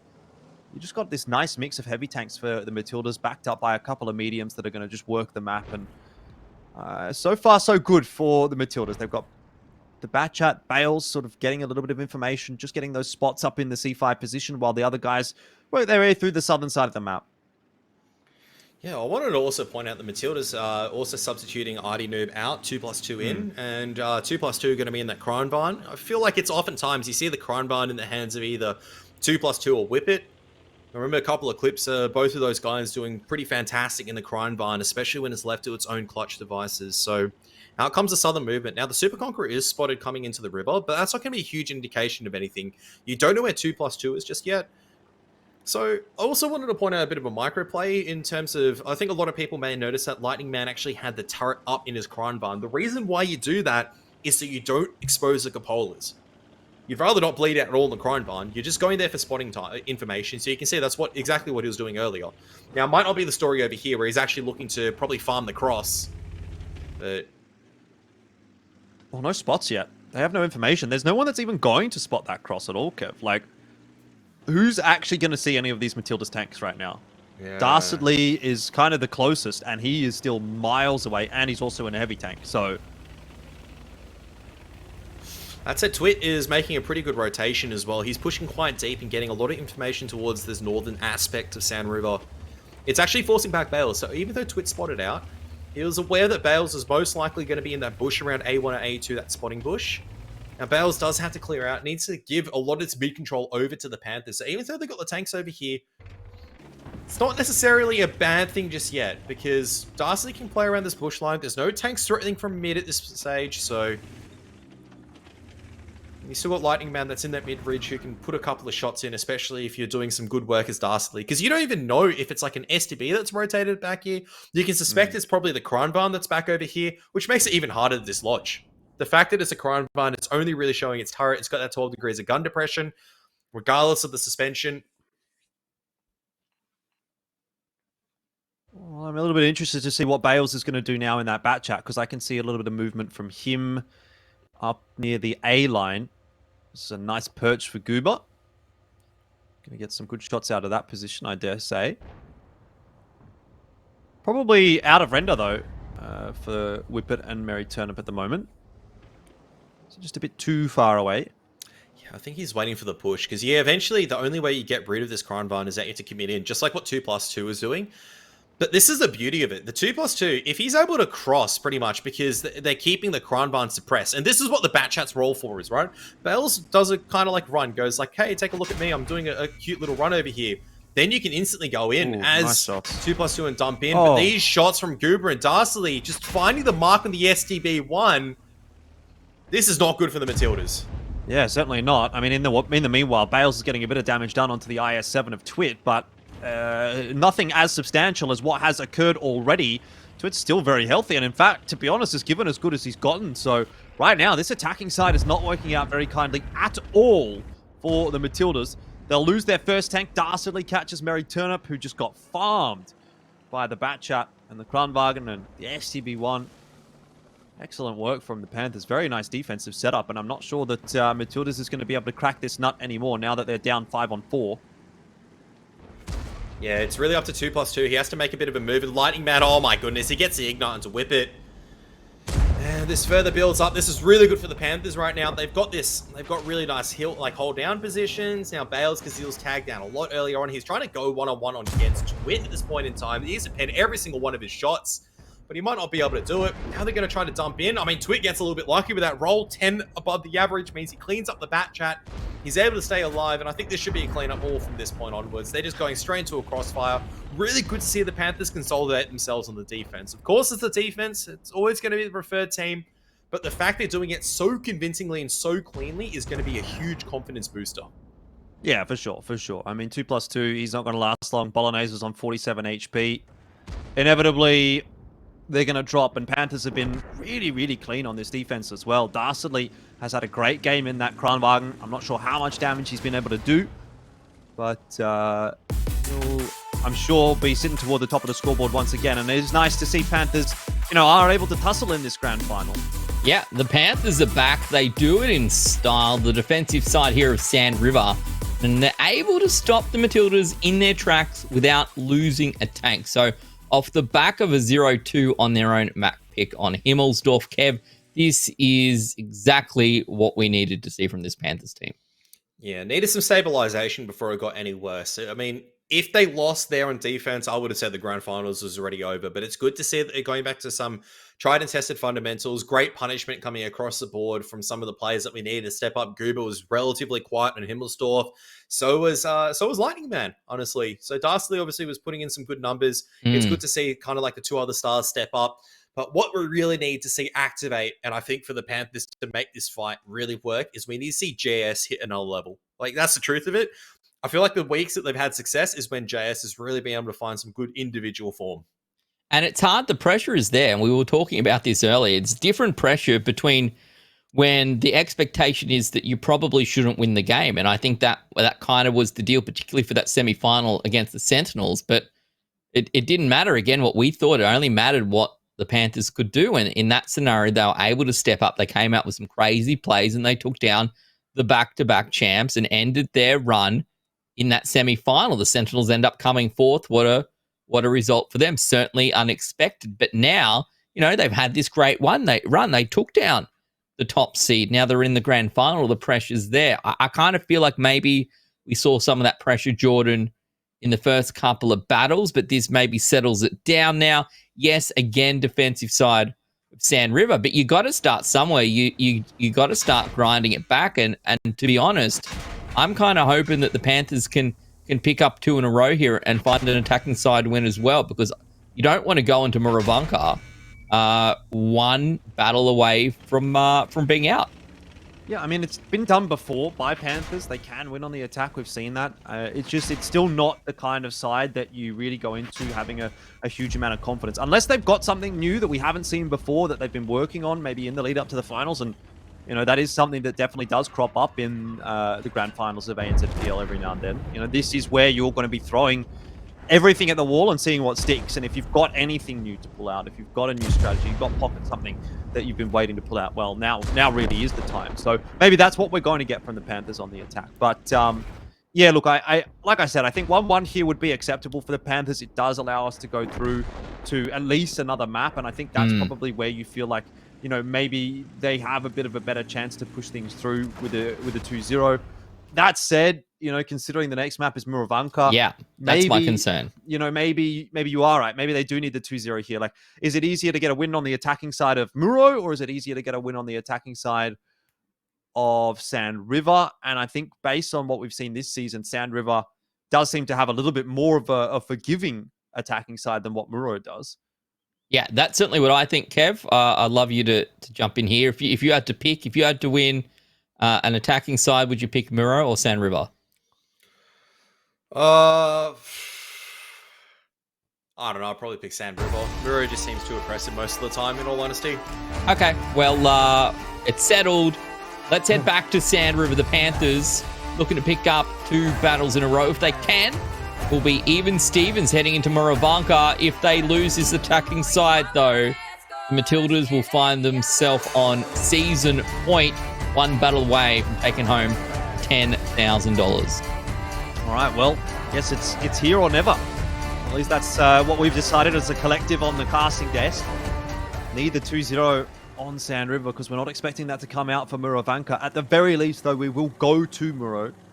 There is that to be said in favor of the Panthers, but they know the job ahead of themselves is still quite a big one.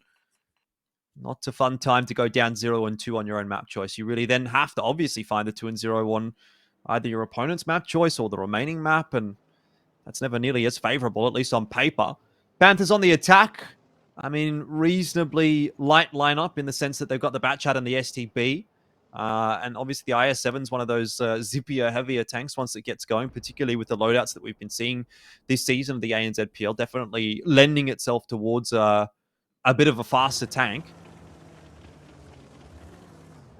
I want to rebuy my IS-7 as a result. I sold it, I think, when I needed a couple of credits for How one can of the you black sell the market IS-7? ones. The IS-7 is like, it's the quintessential tank. That's like, I feel like that's a crime against World of Tanks. I got a bit bored of playing easy tanks, I'll be real. Like, playing the IS-7 was literally just, oh, look at this, I'm driving at someone, I'm going, all right, I can just find a little rubble that hides my lower plate, and I can just have lots of fun.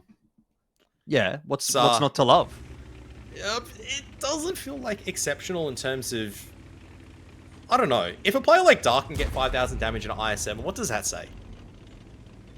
Pogger's tank. Yeah, I mean, yeah, the tank's really good. Player may not be, so. Dark's probably not even watching this live at the moment. He's got to study. Poor kid. Well, I mean, he didn't make it to the grand final, so I could understand why, maybe. It's a bit of a slower progression this time from the Panthers. A lot of presence put down towards the southern side of the map, Kev. Not so much up towards the north. We saw a little bit more of a northern push coming through from Matildas, at least in terms of having one Batchat floating around the A-line. Panthers have a bit of a different approach where they're just going to send 3 tanks down through the southern side, and that might work out a little bit better for them. Perhaps they can overwhelm Whippet with that extra tank. The fact that he's in a VZ55 as opposed to a Kranwagen as well probably makes him a little bit easier to dig out in that spot. I'm just wondering what the go here is, what you want to do with the Batchat as well as the STB. So the IS-7 makes a lot of sense, because the IS-7 can get to these bridge lines. It's very hard to farm, even in the sides. Like, you're looking at the problem for the Kronvine, actually. You actually want APCR loaded, because heat rounds are more likely to bounce into the tracks or into the side spaced armor.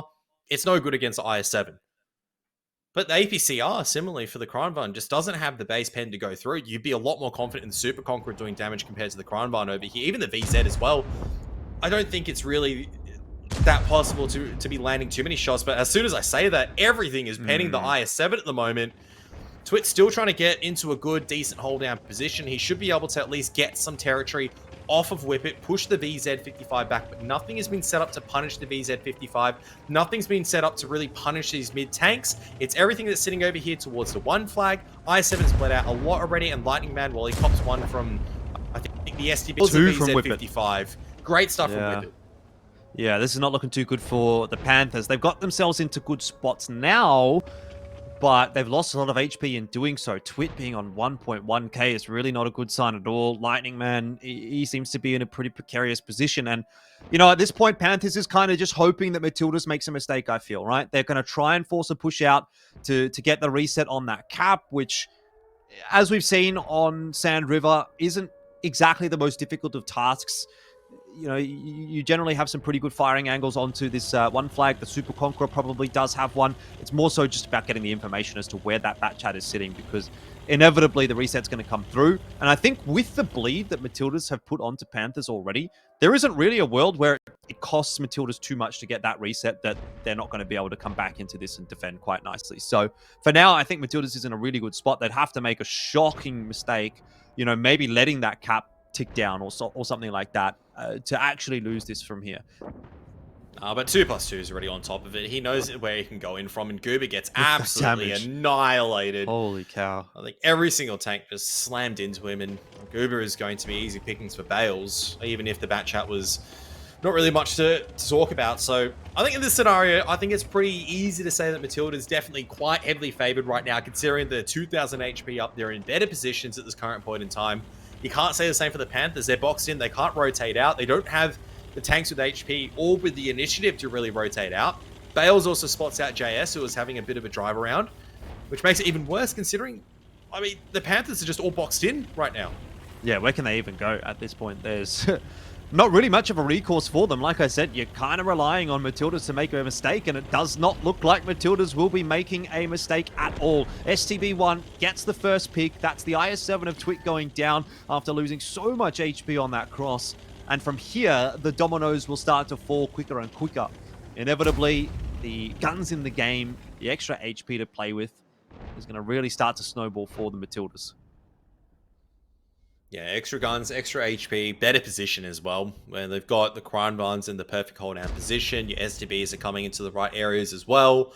You've got the Super Conk overwatching things at this current point in time. Lots of turrets being damaged, but obviously the repair kit's not going to be used that much just yet. Now, damaged turret does obviously slow your turret traverse speed, but I don't think it's worth burning your repair kit in case something a little bit more valuable gets damaged, like a field tank or an ammo rack. Darsley dipping in. He even cops one himself. I don't know. This is just a slow, painful bleed out at this stage. They might be able to get one tank over here. Like, Goober's having a bit of a go. There's nothing you can do. Whippet's just farmed up an absolute storm. Indeed. JS getting farmed now as well by Bales in the bat chat, so he's not going to last too long. And, well, it's just Dastardly and Lightning Man left in the Kranwagen and the Super Conk, and they're not going to win a 2-on-5. I'm sorry, Kep. Not with a minute 15 to play with, and being on the attacking side either. It's been a pretty dominant victory for both teams on the defensive side of Sand River, and that's why we sort of continue to reiterate the fact that the choice of sides does really matter quite substantially. And if that's gonna be even more egregious when we look at Muravanka, then I'm sorry, I think Matildas have pretty much won the series from here. Panthers have to come away with a 2-0 on Muravanka now, and that is, as we know, an incredibly difficult task. We're certainly setting ourselves up for one of two pretty incredible results. The Matildas now match point, championship point, season point, whatever you want to call it, one battle away, taking home their first victory of an ANZ PL season, their first championship, the first team other than the Sentinels to pick that one up. The alternative here, gentlemen, is one of the best comebacks in finals history. It would be. It really would be.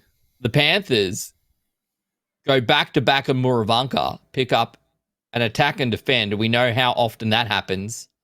And then they pick up a win on Tundra. So if that does occur, that would be pretty epic. But Kev, let's be real. Sand River on attack, it's rough. The Matildas were like, sorry, Panthers, we're not letting you get away with this one. Pretty convincing defensive side win. To be fair, kind of the status quo for most of the season here. Yeah, I mean, it's gone back to a little bit of normality where we've seen a couple of crazy upsets on the attacking side before. Now, this time around, we're seeing a lot less of that, where the attacking side just gets bled out. There's nowhere they can really go. And just the default defensive positions of the STBs and the Crown Bun just absolutely go to town. And you can see that couldn't really do much to switch. You had a go rollers at IS7. You still got absolutely farmed. Matildas coming into play, getting a little bit lucky with RNG at distance, but still getting the damage that they needed to. And it just came down to a question of when this Crown Bun was going to push forward. I feel like the entire volley, the first volley that came through, every single one hit their mark, which I feel like is a story of the series so far. Matilda's not missing much in all honesty. The only time that the Panthers even looked like they'd had a chance is obviously on a bit more of a defensively biased map like Sand River. Yeah, and I think we've seen a couple of decent attacking side wins through that one cap so far this season on Sand River. But what's the difference between what we saw from the Panthers and what we've seen when those attacks have worked? I think a lot of the time it's like a bit of a difference in the variation of the tanks. So right now we're starting to see like tanks like for the Panthers as well as for the Matildas, they're going back to the stock standard, your Crown Buns and everything. But we're not really seeing like T100 LTs coming out and play. We're not seeing like other tanks being utilized for this map control. We're not seeing a take of the north side of the map. Whether that's because teams are playing a better emphasis on taking the north control, I'm not too certain, but what you used to see, what would work really well for that south push is you actually get a Crown Vine and a Bat Chat to the north. You then rotate a couple of tanks into the south. As a result of that, where Whippet was sitting in the VZ was no longer a tenable position because you'd get bled out for it. You'd actually die if you sit there. Now, both of these games that we saw no northern pressure from the attacking side. We see an STB1 normally there, but this time a Crown Vine and a VZ just sit there and just go, I guess I can just click and farm. That's pretty cool. This is a very easy game. Look at those three lads up the back of the Alienware Arena just having a laugh. I always love the Shunker as well, Jordan. It's one of my favorite parts of the tanks community. Can you say that? Can you say the hat is the favorite part? Maybe. What about the banana suit? I like the banana suit. The banana suit was pretty good, but like I'm just missing. I wish I was there. I wish I was there. The Pringles can. It was pretty epic. But obviously, I think we were lucky to get season 2 at Fortress. Season 3, obviously, I'm glad that definitely, the community who is there can make it there. Hopefully, fingers crossed for the future, gents. Fingers crossed. Because LAN is such a different experience as well. Imagine these two teams on LAN, because the pressure is there. There's always, we've seen it. It's playing at home and then playing even at an internet cafe, then playing on a stage in an arena like the Alienware Arena, then playing on a stage in an arena like a sports stadium arena. It's like the level goes up and up and up. The pressure goes up and up and up. This is the best entry level, right? This is the best opportunity for someone who's like, you know what? Maybe I don't like the pressure of the stage. And I think we spoke about it last season, particularly for the Bulldogs and the pressure that they would feel on the stage, and for the Sentinels in season 2, I think they had that experience a little bit more and they were able to deal with that a little bit better. I don't know how that would have impacted these two teams if we had been able to go to Alienware Arena at Fortress Melbourne. But hopefully, again, in the future, we'll be there for those of you who are there now. I'm sure you're having a blast. The pressure is on now, Jordan. We're about to head to Muravanka. The Matildas on match point, championship point, one battle away from taking home season 3 ANZ PL. A pretty awesome feat in and of itself. Take home that 10K, not bad at all. The pressure, where does it sit for you here, right? The Matildas, they're one battle away. We know how difficult it can be to close out. The Panthers, they've got a bit of work to do, but sometimes I kind of feel like this is the position that the Panthers like to play from. Maybe, but I'm not sure that they would like to in this instance because, if you ask me where the pressure is sitting right now, it's very squarely sitting on the shoulders of the Panthers. Obviously, they're one round away from losing this grand final, going out in a 4-1 fashion. And the most important piece of information in this context is that the Panthers are going to be starting on the attack of Moravanka. So that's really bad news. You know, if you can get through the attacking side of Moravanka, sure, maybe then you have a bit of a downhill stretch towards the tiebreaker. But that involves you winning the attacking side of Moravanka. So you But can't surely really think you past can that at this point. you can throw it out the window here. This is it. This is what we saw from the Panthers 2 weeks ago in the semis against the Sentinels, right? The wacky plays, the crazy, let's catch them off guard. We saw it in the B-League Grand Final last week. I kind of feel like this is where the Panthers excel. Catch the Matildas off guard. Give us something out of left field. Pick them off on the attacking side of Muro. And then, as you said, Jordan, it's all downhill from there. The pressure is on, though. Potentially our last battle of the season. We head to Moravanka. Matildas one battle away. And as you're about to say, Jordan, this is going to be a rough one for the Panthers. The attacking side of Moravanka. This is where all their hopes and dreams lie. Yeah, I don't know that kind of playstyle actually works on Moravanka, though, Kev. I mean, I'm interested to hear your thoughts. I don't think you can really send it and catch an isolated tank on this map in a lot of instances because the defenders just are able to cover so many angles from their small quadrant of the map that it's going to be really tough to catch anyone off. Yeah, I mean, the only tank that maybe could have caught off was maybe this 277 of Bolognese that completely sent it in. But now Goober's been spotted out, and that's never a good start where your bat chat cops an early one. And the reason why we haven't really seen much of Moravanka, but I wanted to touch on a couple of things. Maybe, you know, we've been playing it up a little bit and going like Matildas have had like a, you know, they've had a wishy-washy run. At the end of the day, they still came, I believe, 3rd seed. I think they still did quite well towards the end of the season. If it wasn't for the fact that it was a bit of a messy win against the Panthers, I think we would have said that it would have come into this as like downright favorites, you know, like 90%, 95%. But because of that bit of a messy win, because of that question mark, there was a bit of a, I don't know how to say it, but there was a chance for the Panthers. But it hasn't started out the way I feel like the upset needs to occur. For the Panthers to take the victory, I don't think they're a team that can come back from behind. They're a team that needs to leap ahead. They need to accelerate to take the early lead, to get the momentum and the confidence and play from there. As soon as they're behind, I feel like that stops all the momentum in the tracks and it becomes exponentially more difficult for them to try to make things work out. Especially in this case right now, where they're on the attacking side. Sure, they got the cap pressure on the one flag, but they're losing a lot of this forest control. They're going to eventually collapse on the Goober as well as this Kreinbahn over at Church. And what are you going to do as Lightning Man, Goober, and JS is the question. Yeah, I really like the fact that Matildas have gone towards a double bat chat here. You know, play towards their strengths. You've got two very, very good bat chat players in Bales and Mary Turnip, and they look like they're going to be able to just rampage through the Panthers here. 19 seconds left on that cap, and that is a factor, but you're seeing some resets come through as necessary. Those are from Bales right now in the bat chat, and he's still got 2 more in the clip, so he's got at least another couple of seconds to buy for his side. That said, I mean, the substantial reset still hasn't come in, eventually does go through. And from here, well, Matildas, you would think, have the advantage. But in fact, actually, the shots go on to 2+2. He must have had to push for the reset, and he's been punished for it. And now, all of a sudden, maybe Panthers are in with a chance of winning on the attack of Muro.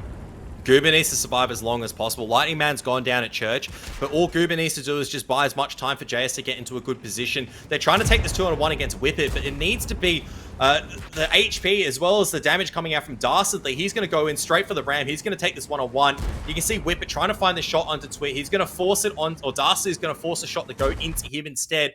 But Whippet bounces that shot. Goober gets back to safety just in time. All of a sudden, a 4-on-3. There's plenty of time for the attacking side to work with. And the Matildas, I think they need to slow the brakes a little bit. They need to pump the brakes and just get into a better position. Though Bolognese bouncing 2 shots. Bale's now able to get in a position where he can farm. Look at Mary Turner's position as well. There's nowhere really for the Panthers to go. Either they go forwards, they run into Bolognese and Bales. They go backwards, they run into Mary Turnip, who I imagine has got the reload off already, but he might have hung around a little bit too long here. He's being chased by a Batchat on an STB1. He desperately needs some assistance. Can see Bales staying north, but Bolognese coming in for the reinforcement in that 277. Should be enough to keep Mary Turnip safe for now. The fact that you got 2 tanks that are very low on HP makes this one a little bit awkward for the Panthers. They cannot afford to be making a mistake. And again, Bales is just sliding free shot after free shot after free shot through onto the premium target. Goober now in danger of being shot one more time and getting taken out. And now you have 2 tanks that are essentially a one-shot, or at least a one-shot territory. ball does drop, but you still have 2 bad chats, and this is still very clutchable for the Matildas. And they're not going to expect Mary Turnip to be here at the moment. The fact that he didn't slide out behind the house, some people might say that he was baiting it, but he was just trying to find his opportune moment. Fire. Oh, he gets the ignite as well. Insult or injury, that was a high HP target they needed to get rid of. Mary Turnip, he does the magic. Now Darcy needs to go in and try to make something happen. Goober's just trying to play around the fact that the Super Conqueror's got the high ground. Twit, there's not much you can really do. Now they know where both bat chats are. That's one consolidating factor. But the issue is still going to be, what are you going to do? You can't just take these one-on-ones. I think you have to take this. You have to take this and gamble that Mary Turnips may be on the reload right now. Like, has he actually decided to go for the reload, or has he not decided to go for the reload? We know Bales is on it, but now he is no longer. He's actually completed that reload. I feel like there was a window there. 20 seconds, maybe 30 seconds that the Panthers could have played with and gotten some free damage out. Inevitably, it is going to work out quite favorably for them. And Bales can't slide the shot through onto Dastardly, which would have been a massive difference maker. A 2-on-1 would be much, much more winnable than a 3-on-1. But Bales is going to take what I think is a bit of a greedy option here. He's going to go for the reload straight away. I almost think you have to go for this, though. You know, you have to have all 5 shots available if you're going to win this fight. You have a little bit of wiggle room. If you've got 4, maybe you get a high roll onto Goober. But if you have 5 shots, you've got enough wiggle room to say, I can kill all of these tanks with 1 clip if I hit my shots. So he's actually gotten away with it. He's taken the reload. He's bought some time. The thing that's the problem for the Panthers here is that you don't really have playmaking tanks right now. You've got an IS-7 and a Super Conqueror. And in a situation like this, what are those tanks realistically going to do? You know, they're going to sit on a cap maybe. They're going to try and draw the bat chat to them. But I feel like the cards are in Bales' pocket right now in terms of deciding when and where this fight actually ends up taking place. He's only got 30 seconds to think about it, but he can actually dictate how this fight plays out, and that might be enough to play in his favor, considering he can tank 2 or 3 shots without going down, and in theory, in that time, he might be able to take out 1 or 2 tanks and perhaps win the game from there. So, not a lot of time left to work with here. 15 seconds. I don't even know. Can he make it? He has to go low. He can't go high at the moment, but he's going high. This is really greedy, but he's going to spot out the IS-7. Oh, he should be able to spot out the IS-7. There it is. He's going to be lit. And Bales, oh, he misses the shot. Oh, my goodness. You're joking me. You're absolutely joking me. He's not able to connect it in the... Oh, I mean, there was obviously half a second there. He had that time. Doesn't connect, either doesn't land the shot, it bounces maybe, I'm not sure. But Bale's not able to complete the clutch, and that's an attacking victory for the Panthers. And now the series is alive. Bales doesn't miss stuff like that normally. Bales is the guy in the light tank picking up 4K damage.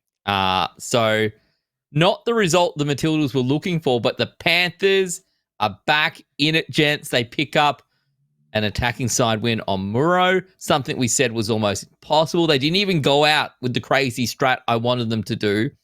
You can tell me, Kev, but I kind of feel like they played that relatively safely at the beginning. They didn't full send it down one side of the map. And the Matildas gave up just a little bit too much HP time and time again. I honestly, it kind of feels like that still should have been winnable for the Matildas at the end of the game. But the Panthers just a little bit too good there. Bale's just a little bit too late.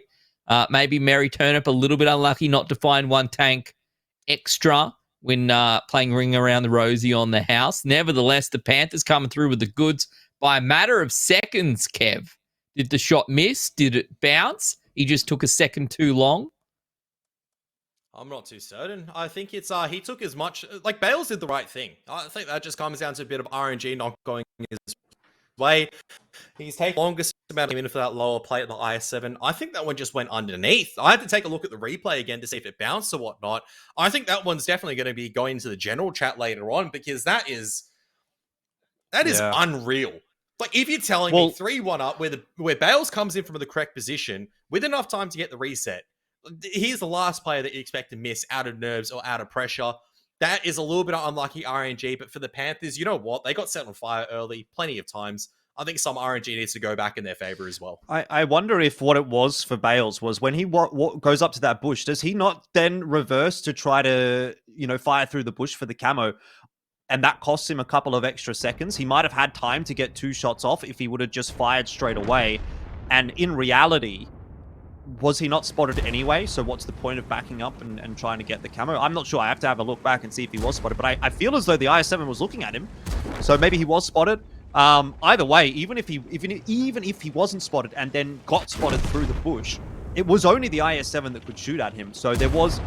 if we're really going to get into the nitty-gritty, there was definitely a world, I feel, where Bales could have fired 1 shot earlier, taken a 2nd shot then as well, give himself that extra chance. Obviously, that's a gamble because then that gives Panthers a bit more time to work and perhaps trade that damage down. They weren't in the position really to do so, but inevitably, that's a hard decision to make when you've got literally 1 second to make that choice. And if the super conk goes down there as well, obviously the cap doesn't come through nearly as quickly. All right, here we go. Is he lit right now? No. Surely. Well, no, he's not, actually. You're right. So maybe... I guess I see what he's trying to do here, right? He's trying to fire through the bush, but maybe you just take the shot straight away. Do you know what I mean? Yeah, I know. Because you haven't seen anyone else on the cap, No, it right? did. Okay, so it did bounce. It bounced off the upper plate of the IS-7. I was wondering if that shot went to the dirt, but it looked like that was a clear bounce. Oof. Well, gents, we certainly have a grand final on our hands back in Murra still on championship season match point here for the Melbourne Matildas. But the pressure is now on the attacking side. We know it's very hard here on Murra. The Panthers were able to do it. If they pick up defense, we head to Tundra. One final battle to see who goes home with the $10,000. What an absolutely amazing way that would be to end season 3. Well, it's always nice when the grand final delivers, and it's always nice when it comes down to clutch situations like that as well. It gives you a lot to think about, and there's certainly going to be a lot running through the minds of Matildas, and especially Bales right now. They'd be thinking, we could have had it, it could have been done. It could have been a 4-1. This could be over right now, and we wouldn't even have to play this round out. But they have to mentally reset, Kev, and ignore everything up to this point. An attacking side win on Murra is required. We've talked about how difficult that is to achieve, yet Panthers have been able to do so. They are a team that continues to throw in these kind of surprise packages. So now the onus is on Matildas to ensure this doesn't go through to a tiebreaker. I mean, they're doing quite well so far in terms of the attacking side. They're definitely getting a lot of deep territory over here. Even a nice early shot onto the crime run as well, coming out from Mary Turnip. So they got the T100 LT on Whippet, so they've got the advantage of the map control at the end of the day. They've got 2+2 underneath here. As soon as the T100 LT spots anything deep, he can really come into the equation and really start making the maths work. But you'd hope this is not one of the parts where it's going to haunt you forever, because the problem with one of the plays like this is that you go down like this, it's always going to play in your mind. It's kind of like Bulldogs. You think back to Season 2 finals in Murra when you're up by such a huge lead.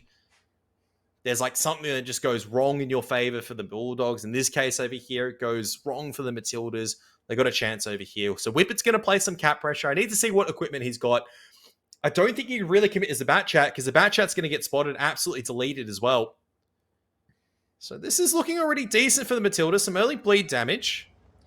Yeah, it's interesting that this is a strategy that they've gone towards, because it's not something that we've really seen a whole lot in the 5v5 format. I remember this used to be really prevalent in 7v7 because you had a lot more tanks that you could kind of cover the 2 flag off with. You might, let's say, for example, have someone down at K6 right now, K7, probably an extra tank somewhere in the village in the middle, so that even if the T100 does get lit, and I think in that case, it used to be like an AMX 1390 with all the camo value and whatever, but you would have the opportunity really to sort of exchange the trade a little bit better than what you do in the 5v5. Whereas I feel like right now, if this T100 gets lit, well, he could be in a bit of trouble, and there might be some difficult avenues of attack for Matildas.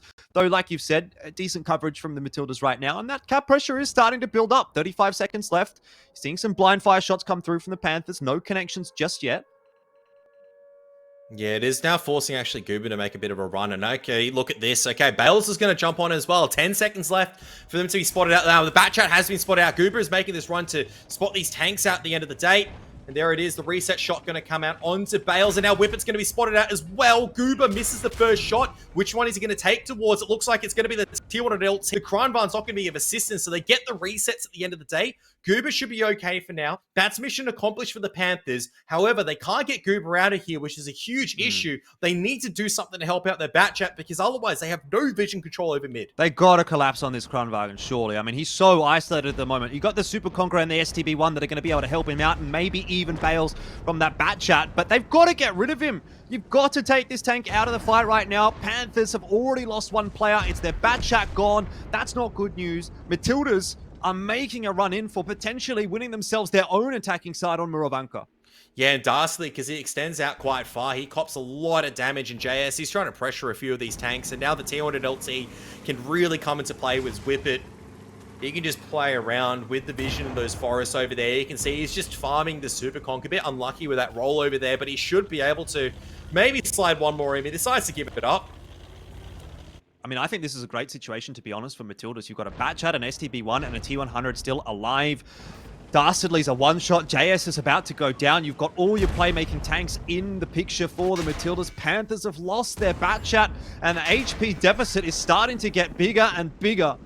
Panthers, they did all the hard work on the attack, but it seems like the defensive side of Muravanka might let them down here, Kev, and it might be the Matildas to walk away with a victory in Season 3 of ANZPL. Well, they do get rid of the bat chat. However, the problem is, once again, you can't be relying on Twit doing all the damage. Darsley is going to be picked off by the T100 LT as well. The clip is surely going to come back into Twit before the STB gets around the corner, but Darsley is a dead man. And Matildas, well, they've done it on the attack as well. Bolognese slides one into the side, and that should be just it. Twit, there is no way he can complete the 1-on-3. So after the heartbreak of the previous one, the Matildas do one better, and it does look like they will be the champions of Season 3. Matildas will take it 4-2. Congratulations to them. Yeah, congratulations to the Melbourne Matildas coming through with a pretty good end of season run. Seed 3 in the regular season, taking out the Scorpions in the semis, which was, to be fair, quite surprising, I think, for a lot of people. Did so convincingly, move through to today's playoffs, Jensen, to, well, that's quintessential ANZPL. Back-to-back attacking side wins on Muravanka, a map we had barely seen any attacking side wins on through the last 3 seasons. And the Melbourne Matildas, only the second team now to come out as champions. The Sentinels obviously going through in 4th place. So congratulations to the team from Melbourne. Jordan, they look pretty good tonight. I think of the two, I think we can fairly say that Matildas were the better team. Yep. And I really enjoyed that, putting the light tank on the cap, forcing the bat chat in, maybe finding themselves a bit of a slim advantage, and really making the most of what they had there. Yeah, I mean, I think Matildas definitely looked like a really, really solid, well-drilled squad today. You know, you just felt like every time there was an opportunity given by the Panthers to the Matildas, it was capitalized on. You know, they were very, very clean with a lot of their shots. There was very few misses coming through. They were pretty sharp. Yeah, Bales wasn't able to clutch out that one, but let's be real. He played it almost to perfection. I think he deserved to win that. But end of the day, the game didn't go his way. They still don't, you know, fall apart, break to bits off the back of that. They're able to just reset off of it, win their own attacking side on Muravanka. So they've had the mental fortitude, you know, they had the execution, the strategies were there as well. It felt like the whole complete package today for the Matildas, and they deserve to walk away with a victory in Season 3. The better team today for sure, Kev. But the Panthers, they surprised us this season. It was a really impressive run from them through the end of the regular season. An incredible battle 2 weeks ago against the back-to-back champions, the Sentinels, and then to make their way through to the grand final. To be fair, 2 weeks in, I thought they were coming 7th. They've come 2nd, and by gosh, they almost took it all the way to the tiebreaker on Tundra. Yeah, I mean, it was very, very close at the end of it. And you're looking back to Himmelsdorf, maybe if they were a little bit better drilled, came in with a bit more confidence that we've seen them in the past, maybe a couple of better calls in terms of where to send their tanks. They could have very much been a Tundra, maybe up ahead in the series and maybe taking the victory themselves. But unfortunately, maybe the pressure getting to them, a couple of missed calls, missed opportunities. I think Matildas overall this season have played very, very disciplined in terms of towards the end. They played very well as a unit. It doesn't matter exactly who they had, whether it was a 6 or a 7. We always saw maybe it was Saxon playing a couple of times. IDU comes in 2+2. They always had a roster that knew what they needed to do. And it's good to see, obviously, they come good. This was a roster that I looked at and went, if the stars line up, if the calling's there for Whippet, we know what kind of player Bowl is. We know what kind of caliber player the rest of these guys are for the Matildas. And I'm kind of glad because this is a full circle thing, right? They come from 9th in season 1, as you said. They absolutely sucked. The only team to get 9th. No one's ever done that before. So they're now the only team to come 9th and 1st. 9th, 1st, and having their captain getting married on the same day. You just can't top that. What a day. What a day for Saxon, by the way. Yeah, congratulations, Saxon. Winning all around here. So big day for him. I think we can all say probably fair to go to your wedding. Okay, we can give him that one, but the boys coming through with the goods as well. And if you look at the Matildas season, it was actually a pretty good season. They lost 2 matches out of 9, and that was in week 2 and week 3. They haven't lost a match since the 17th of September. That was quite a while ago. So they've actually had a pretty good run, super consistent and very well deserved from the Matildas tonight. I kind of wish I would love to also have seen what the Matildas v the Sentinels look like. I think that would have been a cracker of a game as well. But the Panthers pulled up one heck of a fight tonight. And Kev, to bring it all the way back again, to be down, to be ready to lose and to win your attacking side of Murrow for the Panthers, to bring it back. They put all their eggs in the basket, 3 tanks on the cap. It worked, and so close to taking us through to Tundra. Very, very close at the end of the day. And I think for the Panthers, like I said earlier, a couple of missed opportunities, but I think there shouldn't be anything off their backs. Ever since that week 7 match against the Centurion, the Adelaide Action X, they'll always catch me still to this day. Ever since that match, they've been in control of their own destiny. It's not the case of they got unlucky with this, they got unlucky with that. They played their hearts out at the end, and I think it's still a good run at the end of it from a team that a lot of people would have said, bottom 2, bottom 3 team for sure, or not playing that well. They should not really make their way into the finals to make their way into the finals, and really Matildas to a limit, who really deserve this position as well. I think that's all. Yeah, it's pretty good. Yeah, it's an incredible season. This entire season 3 has been a wild ride from the start to the end, from the Bulldogs kicking it off, from Safi back, from Bowl back, the run that we saw from the Archers at the start, the fact that Bowl's come back into a team and now they're the champions, that's pretty amazing. The fall off of the Bulldogs, the fact that the Seed 1 and Seed 2, the 2 teams from Sydney, end up playing in 3rd and 4th place, and it's Seed 3 and 4 who end up in the grand final. The way the Panthers defeated the Sentinels, the way the Panthers almost brought this back, and the consistency of the Matildas throughout the season, I can't fault it. It's been one hell of a season, and season to season, each one, Jordan, I kind of feel that this is getting better and better and better. It's getting tighter and tighter, it's getting a lot closer, and that's the beauty of, having seasons, cumulatively coming together and players kind of taking it a little bit more seriously, older heads coming back with that experience, being able to guide maybe some of the newer guys through. Obviously, you've also got this ecosystem now involved with the B League, which I think is a really good sort of proving ground, training ground for the teams that are, going to come next year or, in 2 years' time or whatever that may be. We've already seen some really good additions to ANZPL from the previous season to this season from the B League. So that's definitely something that I'm going to be looking for coming into season 4, is to which players are going to move up, and, are they going to be, a lot of them? Are they going to be really good additions? Are they going to be bad additions? What it may be. But yeah, I think overall it's starting to really look like it's quite a healthy ecosystem now for World of Tanks in the ANZ region, which is fantastic. My only hope is that it now, that the world is maybe opening up, could potentially lead to bigger and better things. Let's have some winners from ANZPL play against some winners from somewhere in Asia or Europe or North America. I don't know if that's in the works. I have no idea. Obviously, guys, I've got nothing to do with it. But that's my dream. Bring back international World of Tanks competition, because ANZ is one thing, but let's get let's get Melbourne Matildas dominating the world stage. I think that would be the best. That would be the ideal scenario for me. Well, it's been a pretty cool season. I honestly couldn't have expected that we'd get to the end of season 3, and honestly, this 5v5 format would be in such a great state. The ecosystem's built itself out. The whole Wargaming team here has done a fantastic job. It's been an absolute blast. Talking about things that are great and not so great, I looked at fantasy points. They're updated. Jordan, you do go out just as the top of fantasy between the three of us. So congrats to you. I lost 1 place today. You got 2. So 23rd for Elfish Guy, Sandman, 27th, Kev. I don't know where you are, probably down at the 32. Not so bad. 32. Not so bad. All right. Oh, he's not impressed. And Prophet Raspberry Sorbet. What a great name.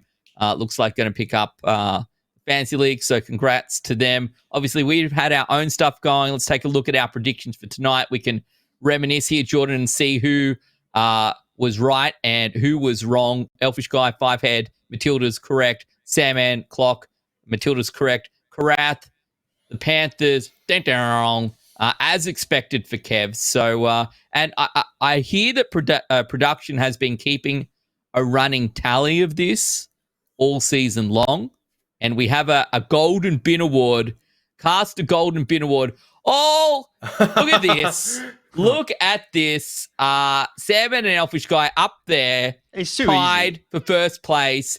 And look at the boy in the bin, Kevin Karath Zoo. Dun, dun. Well, all I have to say on this topic is there is a reason that Karath will not be joining us next season. You know, he's retiring from casting, and I think it's just because he's really bad at his job. Really bad at predicting World of Tanks, really bad at playing World of Tanks, knows nothing about the community of World of Tanks. And that's why, Kev, congratulations. You pick up the Golden Bin Award for Season 3.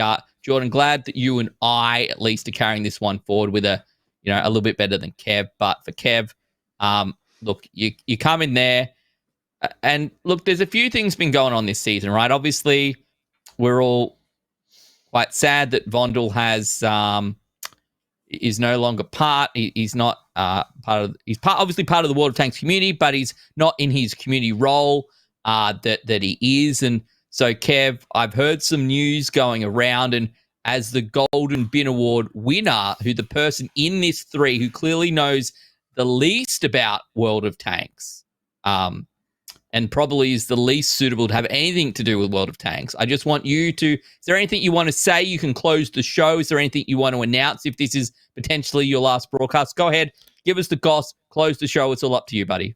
Yeah, so I'll extend it a little bit over here because I know that that everyone loves their drops. So obviously I won't be part of Season 4 ANZPL at this stage, as far as I'm aware of. It's because the Ivory Tower has been shot on me. Elfish Guy, no, I'm just kidding about that. I'll be jumping on as part of the Wargaming team. So I will be taking over Vondel's role as community evangelist or community manager. It's big shoes to fill, in all honesty. So hopefully I'm able to do even as half of a good job as Vondel did, because the man was absolutely fantastic. But I'm really keen to get starting next Monday. So that's kind of it for me for ANZPL as a result, because I can't really be commentating at the same time while, talking to Twitch chat and helping people figure out if they're eligible for drops in EU and NA. God forbid. The most important role, Kev. God forbid that you can't look at the drops and read a couple of rule sets, but we'll forgive you over there. I'm a very generous guy at the end of it. But yeah, I'll be starting that, so hopefully it goes well. Congratulations to Matildas once again. Now, I'm going to change it over a little bit. Normally, it's Sandman that says goodbye, but I'm going to ask firstly, Elfish, do you have anything final to say to really wrap up Season 3? Well, I hope that you're going to do good things with your new job here in Wargaming, because, you've got a lot of power now. You might be able to make ANZPL great again, make World of Tanks great again. Not that it isn't already. But look, I think that, like you said, Vondel did a lot of things. So if you can amount to half what he was able to achieve, then I think we're into a pretty good run for ANZPL and for World of Tanks in the region. The only thing that I would have to say, and I don't mean this as a close, but I do want to, sign off with, for me at least, for everyone, good night and happy tanking. All right, so that's the classic close from Elfish. But for Ben, any final words, Sandman, for the end of Season 3? I just want to congratulate you on your new role, Kev. Changing of the guard, Sentinels out, 2 new top teams in, Vondel out, Kev in. if I've got anything to add to that, Elfish Guy out, double my salary, and everyone will have a great time. No, it's been a great season. Great casting with you, Kev. Thanks for carrying us, and back to you. Well, that's it for season 3. Matildas, congratulations once again for taking that victory. If you're waiting for more, well, unfortunately, not much for the rest of this year. You've got the Christmas event to look forward to, but season 4 is going to be an absolute blockbuster because you won't be seeing me or my face ever again. I hope you guys have a good night and see you then.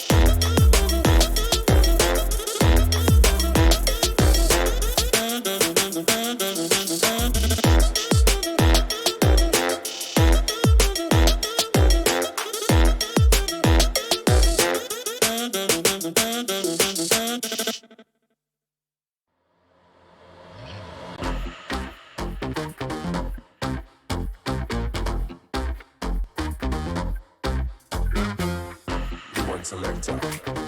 Rewind selector. Rewind selector.